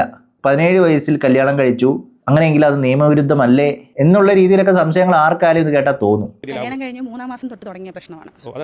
കാരണം വെച്ച് കഴിഞ്ഞാൽ മോനായി കഴിഞ്ഞപ്പോഴത്തേക്ക്, മോനാവുന്നതിന് മുന്നേ തന്നെ എൻ്റെ മോളെ അംഗീകരിച്ച് എൻ്റെ കുഞ്ഞിനെ മോളെ പപ്പാന്ന് വിളിപ്പിക്കുന്നത്, കുഞ്ഞിനെ ആദ്യത്തെ ആളിനെ കണ്ടിട്ട് പോലുമില്ല. അപ്പം മോളെ പപ്പാന്ന് വിളിപ്പിക്കുന്നത് തന്നെ പുള്ളിയാണ്. കാരണം കല്യാണത്തിന് മുന്നേ എന്നാൽ ആ ഒരു മാസം കൊണ്ട് മോളെ പപ്പാന്ന് വിളിച്ചാൽ മതി, എൻ്റെ മോളെ കാണാൻ പറ്റുന്നില്ല, അപ്പം എൻ്റെ മോളെ സ്ഥാനത്താന്നൊക്കെ പറഞ്ഞിട്ട് കല്യാണം കഴിഞ്ഞ ഒരു പുതുമോടിയല്ലേ. അപ്പം എൻ്റെ വീട്ടുകാരും അവരുടെ വീട്ടുകാരും പറഞ്ഞു ഫസ്റ്റിലെ കുഞ്ഞിനെ അങ്ങോട്ട് കൊണ്ടുവരണ്ട, ഞങ്ങളുടെ ലൈഫിൽ തുടക്കത്തിൽ ഇതാക്കണ്ട. അപ്പം ഈ കുഞ്ഞിനെ എനിക്ക് പെട്ടെന്ന് ഇത് അംഗീകരിക്കാൻ പറ്റുന്നില്ല. കാരണം നമ്മൾ അത് ശരിയായിരിക്കും, ഒരിക്കലും അംഗീകരിക്കാൻ കഴിയത്തില്ല. കാരണം മക്കളെയൊക്കെ കളഞ്ഞ് ഒളിച്ചോടുമ്പോഴൊക്കെ ചില സ്ത്രീകൾ ഇങ്ങനെയൊക്കെ പറയാറുണ്ട്, എനിക്ക് ഒട്ടും അംഗീകരിക്കാൻ കഴിയത്തില്ല, ഇതൊന്നും ശരിയായിട്ടുള്ള കാര്യമല്ല. പക്ഷേ അവർ വേണമെങ്കിൽ മക്കളെയൊക്കെ കളഞ്ഞിട്ട് ഒളിച്ചോടുകയൊക്കെ ചെയ്യും. എന്നിട്ട് പറയും അതൊക്കെ ഒരു സ്ക്രിപ്റ്റ് ആയിരുന്നു, അതൊക്കെ ഒരു മാസത്തേക്ക് മാത്രമുള്ളൊരു സ്ക്രിപ്റ്റ് ആയിരുന്നു, ഭർത്താവിനെ എൻ്റെ വില എന്തെന്ന് പഠിപ്പിക്കാൻ വേണ്ടി ചെയ്തതാണെന്നൊക്കെ ചിലർ പറയും. അതുകൊണ്ട് തന്നെ അങ്ങനെയുള്ളവർ ഇങ്ങനെയുള്ള അലിഗേഷൻസും എടുത്തു വയ്ക്കുമെന്നുള്ളത് ഓർത്തിരിക്കേണ്ടതാണ്. അത്ര മാത്രമേ ഞാൻ പറയുന്നുള്ളൂ, ബാക്കി നിങ്ങൾ ഊഹിച്ചെടുത്തോളൂ. ആ പ്രായത്തിൽ കല്യാണം എന്ന് മാത്രമേ ചിന്തിച്ചിട്ടുള്ളൂ. ഈ കുഞ്ഞിനെ കൊണ്ടുപോകുന്നത്, നമ്മൾ കുഞ്ഞിനെ വിട്ട് മാറുന്നൊന്നും ഒരിക്കലും ഞാൻ ചിന്തിച്ചിട്ട് പോലും ഇല്ല. അപ്പോൾ ഈ കല്യാണം കഴിയുമ്പോൾ പെട്ടെന്ന് അവരുടെ വീട്ടിലോട്ട് പോകുന്നു, എനിക്ക് കുഞ്ഞിനെ കാണാതിരിക്കാൻ പറ്റുന്നില്ല, ഭയങ്കര മാനസികമായിട്ട് വിഷമം വരുന്നു. അപ്പം പുള്ളി ആദ്യമൊക്കെ കൊണ്ടുവരുന്നു, വീട്ടിൽ കൊണ്ട് കാണിക്കുന്നു, ഞങ്ങൾ തിരിച്ച് വരുന്നു, കുഞ്ഞിനെ ഓക്കെ ആക്കുന്നു, വീട്ടിൽ നിൽക്കുന്നു കുറച്ച് ദിവസം. അവിടെ വീട്ടിൽ നിൽക്കുമ്പോൾ ഈ കുഞ്ഞിനെ വന്ന് തട്ടുമ്പോൾ കുഞ്ഞിനെ കാണാൻ വേണ്ടി ഇറങ്ങുമ്പോൾ നീ അതെന്തോ സച്ചിന, എനിക്ക് നമുക്ക് ഇവിടെ കിടക്കണ്ടേ എന്ന് പറഞ്ഞുകൊണ്ട് കുറച്ച് സംസാരങ്ങൾ തുടക്കത്തിലേ തുടങ്ങി. അത് കഴിഞ്ഞപ്പോൾ ഞാൻ പറയും ഫിറോസ്ക ഞാൻ ഒന്ന് പോയി കുഞ്ഞിനെ ഉറക്കിയിട്ട് വരട്ടെ. അവളുള്ളപ്പോൾ നമ്മൾ കാണുമ്പോൾ അവളെ ഉറക്കണമെന്നുണ്ടല്ലോ. എൻ്റെ വീട്ടിലാണ് സംഭവം. അപ്പോൾ ഉമ്മയും പറയും കുഴപ്പമില്ല. എന്നിട്ട് ഞാൻ അവളെ ഉറക്കിയിട്ട് പയ്യോടെ കൊല്ലുമ്പോഴത്തേക്ക് പുള്ളി മുഖം വീർപ്പിച്ചിരിക്കും, ഞാൻ താമസിച്ചു എന്നുള്ള രീതിയിൽ. അപ്പോൾ ഞാൻ പറയും ഒരു പൊടി കുഞ്ഞല്ലേ അത് മനസ്സിലാവും. അപ്പോൾ അന്നേരം എൻ്റെ മനസ്സിലോട്ട് പുള്ളി ഇത്രയും ബ്രൂട്ടലാണെന്ന് ഞാൻ ചിന്തിക്കുന്നില്ല. പിന്നെ അവരെ വീട്ടിലോട്ട് പോവുക, തിരിച്ചു വരുമ്പോൾ അങ്ങനെ ഞാൻ പ്രഗ്നൻ്റ് ആവുക. 2ാമത്തെ മാസത്തിൽ ഞാൻ പ്രഗ്നൻ്റ് ആയി. മോൻ 2ാമത്തെ റോവിലും പ്രഗ്നൻ്റ് ആവുന്നത് പോലും എനിക്ക് അപ്പം ഉടനെ സഡൻലി എനിക്കൊരു കുഞ്ഞിനെ താല്പര്യമില്ലായിരുന്നു. എനിക്ക് കാരണം എനിക്ക് എൻ്റെ വീട്ടുകാർക്കില്ലായിരുന്നു. കാരണം മോള് കുഞ്ഞാണ്, അവളൊരു കുറച്ച് മെച്ചൂർഡ് ആയതിനു ശേഷം നമുക്ക് അവർ പുള്ളി പറയുന്നത് പുള്ളിയുടെ മോളെ കാണാൻ പറ്റില്ല, മോളെ കാണാതിരിക്കാൻ പറ്റില്ല, അതുകൊണ്ട് എനിക്ക് മിസ് ചെയ്യുന്നു, എനിക്കൊരു കുഞ്ഞിനെ വേണമെന്ന് പറഞ്ഞിട്ടാണ് ലാസ്റ്റ് ഓക്കെ നമുക്കതൊരു കുഞ്ഞായി. ആ കുഞ്ഞ് പ്രഗ്നൻ്റ് ഞാൻ വയറ്റിലായത് ഉടനെ തന്നെ പിന്നെ എന്നെ കുഞ്ഞിനെ കാണാൻ വിടത്തില്ല, എന്നെ കുഞ്ഞിനെ വിളിക്കാൻ സമ്മതിക്കത്തില്ല. സത്യം ചേട്ടാ, ഞാൻ പുറത്തിട്ടിട്ട് രാത്രികളിൽ ഞാനിരുന്ന് എൻ്റെ മോനെ വയറ്റിലിട്ട് ഞാൻ കരഞ്ഞിട്ടുണ്ട്. എൻ്റെ മോളെ കാണാൻ പറ്റാത്ത സിറ്റുവേഷൻ, എൻ്റെ മോളെ വിളിക്കാൻ പറ്റാത്ത സിറ്റുവേഷൻ. അപ്പോൾ പേടിയാണ്. കാരണം അന്നത്തെ കാലം ഇനിയും 2ാമതൊരു ഡിവോഴ്സ്, ആൾക്കാരെന്ത് പറയും, നാട്ടുകാരെന്ത് പറയും, അതൊക്കെ ഫ്യൂച്ചറിൽ ആദ്യമൊന്നും ഇല്ലായിരുന്നു. അങ്ങനെ ലാസ്റ്റ് പ്രസവമൊക്കെ അങ്ങനെ കുറേ പ്രശ്നങ്ങൾ, അടിയും കുറേ പ്രശ്നങ്ങളും ഈ പെൺകുച്ച് കാരണമാണ് നമ്മളുടെ ലൈഫ് പോകുന്നതെന്നൊക്കെ പറഞ്ഞിട്ട് എന്നെ മോളെ ഇട്ട് ഇങ്ങനെ ഇറിറ്റേറ്റ് ചെയ്യും. മോളെ മുന്നിൽ നല്ല എൻ്റെ അടുത്ത് പറയും ഇവള് ആ പെൺകുച്ച് കാരണമാണ് എന്നെ പ്രശ്നങ്ങൾ ഉണ്ടാകുന്നത്, ഈ പെൺകുച്ചില്ലായിരുന്നെങ്കിൽ നമ്മുടെ ലൈഫ് നല്ല രീതിയിൽ പോയേനെ എന്നൊക്കെ പറഞ്ഞ് മാനസികമായിട്ട് എന്നെ ഭയങ്കര ടോർച്ചർ ചെയ്തിട്ടുണ്ട്. അതെ, ഭാര്യ ഒളിച്ചോടിപ്പോയതിനു ശേഷം തിരിച്ചു വരുമ്പം ഒരു ടോർച്ചറും അനുഭവിക്കേണ്ടി വരത്തില്ല. അതും ഒരാളുടെ അടുത്ത് മാത്രമല്ല, 2-3 തവണ ഒളിച്ചോടിപ്പോയതിനു ശേഷം വീണ്ടും തിരിച്ച് വീട്ടിലോട്ട് വരുമ്പം ഒരു ടോർച്ചറും ഭാര്യ അനുഭവിച്ചുകൂടാ. ഭർത്താവ് എന്ന് പറയുന്ന കിഴങ്ങൻ അത് നോക്കിക്കൊണ്ടിരിക്കണം, ഒരു വാക്ക് പോലും പറയില്ല. ഇനിയിപ്പോൾ സുപ്രീം കോടതിയുടെ വിധിയൊക്കെ വെച്ച് വേണമെങ്കിൽ പറയാം അങ്ങനെയൊക്കെ പോകാമല്ലോ എന്ന്. അതൊക്കെ എന്നാണ് വന്നു തുടങ്ങിയത്? ഇത് അതിന് മുമ്പുള്ള കാര്യമാണ്. അവിടെയാണ് ഫിറോസിൽ നിന്നും അനുഭവിച്ച ടോർച്ചറിനെ കുറിച്ച് സജിന പറയുന്നത്. എന്നാൽ യഥാർത്ഥത്തിൽ പറയേണ്ടത് ആ ഭർത്താവ് അല്ലെങ്കിൽ ഫിറോസ് അനുഭവിച്ച ടോർച്ചറാണ് നമ്മൾ കാണേണ്ടത്. അത് പലർക്കും മനസ്സിലായിട്ടുണ്ടെന്നാണ് എനിക്ക് തോന്നുന്നത്. അങ്ങനെ ഇരിക്കുമ്പോൾ സജിന ഇതൊക്കെ പറയുമ്പോൾ അതിലെന്തോ ഒരു വിഷമം ആർക്കും തോന്നില്ല. ഫിറോസ് ചെയ്തതൊന്നും കുറ്റമായിട്ടും നമുക്ക് തോന്നില്ല. അതെന്താണെന്ന് അറിയത്തില്ല. അതൊക്കെ കഴിഞ്ഞ് പ്രസവം കഴിഞ്ഞു എൻ്റെ ഭാഗ്യത്തിന് ഒരു 3 മാസം എനിക്ക് എൻ്റെ വീട്ടിൽ പോയി നിൽക്കാൻ പറ്റി. കാരണം എനിക്ക് ഭയങ്കര സന്തോഷമാണ്. ആ സമയം എൻ്റെ കുഞ്ഞിനോട് നിൽക്കാമല്ലോ, 2 മക്കളോട് നിൽക്കാൻ പറ്റുന്നുണ്ടല്ലോ. ആ സന്തോഷത്തിൽ ആ 3 മാസത്തിൽ നിന്നപ്പം ഒരു 2.5-3 മാസമൊക്കെ ആയപ്പോൾ ഫിറോസിൻ്റെ ആദ്യത്തെ അഫെയർ ഞാൻ പൊക്കുന്നത്. അതിലാണ് എൻ്റെ കൈ മുറിച്ചിട്ടുണ്ടായിരുന്നു. ഞാൻ ഇപ്പോൾ ടാറ്റ് ചെയ്തേക്കുക. എനിക്കൊന്ന് ബിഗ് ബോസിലൊക്കെ ചർച്ചയായിരുന്നു കൈ മുറിച്ചതിൻ്റെ സംഭവം. പക്ഷേ ബിഗ് ബോസിലും പലയിടങ്ങളിലും കഥ മാറ്റിയാണ് പറഞ്ഞത്. അന്നൊക്കെ അത് വേറൊരു കഥയായിരുന്നു, ഇന്നിപ്പോൾ അത് വേറൊരു കഥയാവും. ഇനി നാളെ അതൊരു വേറൊരു കഥയാവുമെന്ന് അറിയത്തില്ല. ഇതൊക്കെ പൂക്കുട്ടിയുടെ മണ്ടേ ചെല്ലുമെന്നൊന്നും അറിയത്തില്ല. പക്ഷേ ഓരോ സമയത്തും ഓരോരോ കഥകളാണ് എന്ന് മാത്രം. ഇതിലിനി ഏത് വിശ്വസിക്കണമെന്നും കൂടെ പറഞ്ഞു തരണം, ഇല്ലെങ്കിൽ ആളുകൾക്ക് കൺഫ്യൂഷനായി പോകും. അതേ പറയുന്നുള്ളൂ. എനിക്കറിയത്തില്ല ചേട്ടാ, ഒരു പെട്ടെന്നൊരു ഇൻഡ്യൂഷൻ വരുന്നു. എനിക്ക് അതുവരെ പുള്ളിയെ സംശയമോ അല്ലെങ്കിൽ പുള്ളി അങ്ങനെ പോകുന്ന ഓരോ രീതിയിൽ എനിക്ക് ഒരു സംശയമില്ലാത്തൊരു വ്യക്തി.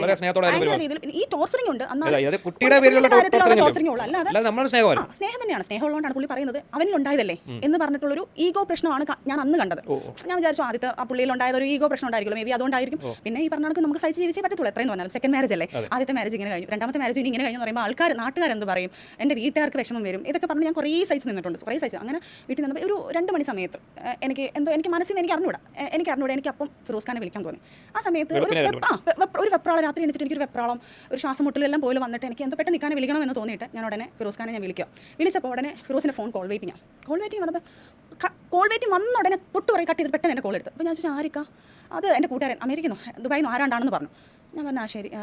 എന്തിനാ അതിൽ പുള്ളി ഇങ്ങനെ പതറിയിട്ട് സംസാരിക്കുന്നുള്ള രീതിയിൽ എന്തോ ഒരു നമുക്കത് മനസ്സിലാവും. എനിക്ക് തോന്നുന്നു എനിക്കിപ്പോൾ പറഞ്ഞു വലിക്കാൻ പറ്റുന്നില്ല അത്. അപ്പോഴും ഞാനത് ഓക്കെ എന്നാലും എവിടെയോ ഒരു സാധനം എൻ്റെ അവിടെ സ്പാർക്ക് ചെയ്തു. പുള്ളിയുടെ സംസാരത്തിലായിരിക്കും. അത് കഴിഞ്ഞ് രാവിലെ ആയപ്പം ഞാൻ വീണ്ടും ചോദിക്കുന്നത് എവിടെയാ എന്താ ആരായിരുന്നു ഇന്നലെ വിളിച്ചത്, അത് നിനക്ക് ഇത്ര സംശയം എന്തോ അങ്ങനെയുള്ള കാര്യങ്ങളൊക്കെ പറഞ്ഞുകൊണ്ട് എന്നെ ടോർച്ചർ ചെയ്തു. ഇവിടെ എനിക്ക് മനസ്സിലാവുന്നില്ല, സംശയത്തോടെ ടോർച്ചർ ചെയ്യുന്നത് ആരാണ്? സജിനെ ഫിറോസിനെ അല്ലേ ടോർച്ചർ ചെയ്യുന്നത്? കാരണം ഇങ്ങനൊരു സംശയമുണ്ട് എന്ന രീതിയിൽ കാര്യങ്ങൾ അങ്ങോട്ട് ചോദിക്കുമ്പോൾ ആരെയാണ് ടോർച്ചർ ചെയ്യുന്നത്? അവിടെയൊക്കെ എങ്ങനെയാണ് ഫിറോസ് സജിനെ ടോർച്ചർ ചെയ്യുന്നത്? ഒന്നുകിൽ ഡിഫെൻസ് ചെയ്യുക, അല്ലാതെ വേറൊരു മാർഗവും ഫിറോസിന് അവിടെ ഇല്ല. പക്ഷേ സജിന പറയുന്നത് എല്ലാം എന്നെയാണ് ടോർച്ചർ ചെയ്യുന്നത്. അവിടെയൊക്കെ ഫിറോസ് പറഞ്ഞ കഥ കേട്ട് കഴിഞ്ഞാൽ ഫിറോസിന് ഇതിൽ കൂടുതൽ അനുഭവിക്കാൻ ഒരു ടോർച്ചർ ഇല്ല. എന്നാൽ സജിന പറയുന്നത് അവിടെയും ടോർച്ചർ അനുഭവിച്ചത് താനാണെന്നാണ്. അപ്പോൾ എനിക്കറിയത്തില്ല ചേട്ടാ, എനിക്ക് അന്നത്തെ ബുദ്ധിയിൽ എനിക്ക് അങ്ങനെ തോന്നിക്കാൻ തന്നെ കാരണം എനിക്ക് അറിഞ്ഞൂടാ. എൻ്റെ ഒരു ഫ്രണ്ടുണ്ട്, ഞാൻ ഫോക്സോണിൽ വർക്ക് ചെയ്തുകൊണ്ട് അവിടെ നമ്മുടെ ടെലികോളിലൊക്കെ വരുന്ന പിള്ളേരുണ്ട്. അപ്പോൾ ഞാൻ അവിടുത്തെ ഒരു പിള്ളേരെ വിളിച്ചിട്ട് ചോദിച്ചു, ചേട്ടാ ഇങ്ങനെ ഒരു സംഭവം ഉണ്ട്, എനിക്കൊന്ന് ആ നമ്പറിനെ എനിക്ക് നമ്പർ എടുത്ത് തരുമോ എന്ന് ചോദിച്ചു. അവൻ ടെലികോളിലാണ് ഉള്ളത്. അപ്പോൾ എൻ്റെ അടുത്ത് പറഞ്ഞ ഒരു കാര്യം ചെയ്യും, അതിൻ്റെ OTP വരും, അത് OTP പറഞ്ഞുതരാം നമുക്ക്. ഞാൻ പറഞ്ഞാൽ ശരി, ഞാൻ എടുത്തരാന്ന് പറഞ്ഞാൽ ഞാൻ വീട്ടിൽ പോയി. അന്ന് തന്നെ അവരുടെ വീട്ടിൽ പോകാൻ അവരുടെ വീട്ടിൽ പോയി ഞാൻ ഫോണിങ് എടുക്കാൻ പറഞ്ഞു. അപ്പോൾ ധൈര്യത്തോടെ തന്നെ ഫോണിങ് എടുത്ത് തരുന്നുണ്ട് തന്ന്. കാരണം ആ സിമ്മിൽ കിടക്കുന്ന വേറെ നമ്പറാണ് ഫോൺ എടുത്ത് തന്നിട്ട്. അപ്പോൾ ഞാൻ പറഞ്ഞു ഞാൻ ഇന്നലെ വിളിച്ച നമ്പർ തരാൻ പറഞ്ഞു. അപ്പോൾ അതിൻ്റെ എൻ്റെ ഒരു പഴയ ടാബുണ്ട്, ആ ടാബിലാണ് പുള്ളിക്കാരൻ ഈ സിം എടുത്തിട്ടിരിക്കുന്നത്. ഇതിൻ്റെ എല്ലാം വാട്സാപ്പ് കാര്യങ്ങളെല്ലാം തുറക്കുന്നതും ഇതിൻ്റെ എല്ലാ ഡീറ്റെയിലും ഉള്ളത്. അപ്പോൾ ഈ പുള്ളി OTP വന്നപ്പോൾ ഞാൻ പെട്ടെന്ന് OTP പറഞ്ഞു കൊടുക്കുന്നു. അതിൻ്റെ കോൾ ലിസ്റ്റ് എടുത്തപ്പം എല്ലാ നൈറ്റുകളിലും 12-1 മണിയെല്ലാം ആകുമ്പോഴത്തേക്ക് തുടങ്ങുന്ന വെളുപ്പിനെ വരെ ത്രൂ ഔട്ട് ഈ കോളിൽ ചെയ്യുന്നുണ്ട്. ഒരു ലോക്കൽ നമ്പർ ചെയ്യുന്ന ഈ പറഞ്ഞ. അപ്പോൾ എനിക്ക് ഡൗട്ട് തോന്നിയിട്ട് ഞാൻ പറഞ്ഞു, എൻ്റെ ഈ ഫോണിൽ എനിക്ക് അറിഞ്ഞൂടാ, ഇതൊന്നും എന്നെക്കൊണ്ട് എനിക്ക് മേളിലിരിക്കുന്ന ഒരാൾ എന്നെക്കൊണ്ട് ചെയ്യിപ്പിക്കുന്നതാണ് എനിക്ക് തോന്നിയിട്ടുള്ളത്. അപ്പോൾ തന്നെ ഞാൻ മൊബൈൽ എടുക്കുന്നു, ടാബ് എടുത്തിട്ട് ഞാൻ ടാബിനകത്ത് ഈ ടാബ് എൻ്റെ കയ്യിൽ നിന്ന് ടാബാണ്. അതിനകത്ത് എങ്ങനെയുണ്ട് ഏതുണ്ട് എങ്ങനെയാണെന്ന് ഫിറോസ് ഖാനെക്കാട്ടിലും കൂടുതൽ അറിയാതെ എനിക്ക്. ഞാൻ അന്നേരം നേരെ എടുത്ത് റെക്കോർഡിംഗ് ഓപ്ഷൻ നോക്കി. അപ്പോൾ നോക്കിയപ്പോഴത്തേക്ക് കുറേ ഈ റെക്കോർഡിംഗ് ഉള്ളത് പുള്ളിക്കാരൻ അറിയത്തില്ലായിരുന്നു. ഓൾറെഡി അതല്ല അങ്ങനെയല്ല, ആ ഫോണിലുള്ളത് ഓൾറെഡി ഉണ്ട്. പക്ഷേ ഫിറോസ് ഖാൻ അത് അറിയത്തില്ല. പക്ഷേ ഡിലീറ്റ് ചെയ്തിട്ടേ ഇല്ല ആ സാധനം. ഈ സാധനം എടുത്ത് ഓപ്പൺ ആക്കി ഞാൻ അവരുടെ വീട്ടിലാണ് മോനെ എടുത്ത് ഞാൻ അവരുടെ ഉമ്മാടുത്തും അവരുടെ കുഞ്ഞുമ്മ എല്ലാവരും ഉണ്ട് താഴെ. അവിടെ എല്ലാവരും ഏൽപ്പിച്ചിട്ടാണ് ഞാൻ ഞങ്ങൾ പേഴ്സണലായിട്ട് മേലിൽ സംസാരിക്കുക. ഫോണിൽ എടുത്തിട്ട് ഞാനിത് കേട്ടിട്ട് ഞാൻ കേൾക്കുന്ന വാക്കുകൾ ഒരു പെണ്ണും കേൾക്കാൻ പറ്റാത്ത വൃത്തികെട്ട, അതായത് ഇന്നലെ വന്ന് ഞാൻ നിന്നതുപോലെ എന്ന് പറഞ്ഞാൽ ഭയങ്കര സെക്സി സംസാരങ്ങളാണ് സംസാരിച്ചുകൊണ്ടിരിക്കുന്നവർ. അത് കേട്ട് എൻ്റെ ഹൃദയം പൊട്ടി ഞാൻ നിലവിളിച്ച് ഭയങ്കര കരച്ചിലും ബഹളവും എല്ലാം വന്ന്. അങ്ങനെ അവരുടെ വീട്ടുകാർ ഉമ്മ എല്ലാവരും ഇങ്ങനെ കയറി വന്ന് എനിക്ക് അറിഞ്ഞുകൂടാ. എനിക്ക് ഉമ്മിച്ച് അന്ന് എന്തുകൊണ്ട് അങ്ങനെ ഏക്കാൻ്റെ ഉമ്മ അങ്ങനെ പറഞ്ഞു എന്ന് എനിക്കറിയത്തില്ല. ഞാൻ പറഞ്ഞു ഇങ്ങനെ കാര്യങ്ങളെന്ന് പറഞ്ഞു. ഒരു ചെറിയൊരു വോയിസ് റെക്കോർഡ് കുഞ്ഞുമായി കേൾപ്പിച്ചു. അവർ പറഞ്ഞു എനിക്കിത് കേൾക്കണ്ട, ഞങ്ങൾക്ക് അവർക്ക് അവരുടെ മോൻ്റെ വാക്കുകളല്ലേ, അത് കേൾക്കണ്ടെന്ന് പറഞ്ഞ് പെട്ടെന്ന് ഞാൻ എന്ത് ചെയ്യണമെന്ന് പറഞ്ഞപ്പോൾ ഉമ്മച്ച് എൻ്റെ ചോദിച്ച ചോദ്യം, നീ ആയിട്ടിരുന്നായിരുന്നെങ്കിൽ അവനെ പോകത്തില്ലായിരുന്നു. പെണ്ണുങ്ങളെ കഴിവേടാണ് ആണുങ്ങൾ ഇങ്ങനെ പോകുന്നത്. അല്ല എൻ്റെ അമ്മയല്ല, ഫിറോസിൻ്റെ. അപ്പൊ അതും കൂടെ ഞാൻ കേട്ടപ്പോൾ എനിക്കറിയത്തില്ല ചേട്ടാ, എനിക്ക് ജീവിക്കണോ മരിക്കണോ ഒന്നും അറിഞ്ഞു. അതാ ഉമ്മ പറഞ്ഞ് ശരിയായിരിക്കത്തില്ലേ?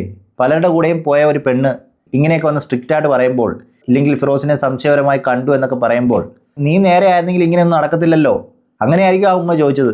അതിനെയാണ് സജിന പറയുന്നത് ആ ഉമ്മ അങ്ങനെ പറഞ്ഞത് ശരിയായില്ല എന്ന്. അവിടേക്ക് എനിക്ക് ചോദിക്കാനുള്ളത്, ഒരാളുടെ കൂടെ ഒളിച്ചോടി പോയിട്ട് തിരിച്ചു വന്ന ഒരു ഭാര്യയെ ഭർത്താവിനെ എങ്ങനെയായിരിക്കും ട്രീറ്റ് ചെയ്യുന്നത്? അല്ലെങ്കിൽ അവിടെ ഭർത്താവിനൊരു അവഹിതം ഉണ്ടായിക്കഴിഞ്ഞാൽ അതിലവിടെ ആ ഭാര്യയ്ക്ക് എന്തെങ്കിലും പറയാനുള്ള വോയിസ് ഉണ്ടോ? കാരണം ഭാര്യ ഇതുപോലെ പല കാര്യങ്ങളും ചെയ്തതാണ്, ഇതിനപ്പുറം ചെയ്തതാണ്, ഒളിച്ചോടി പോയതാണ്.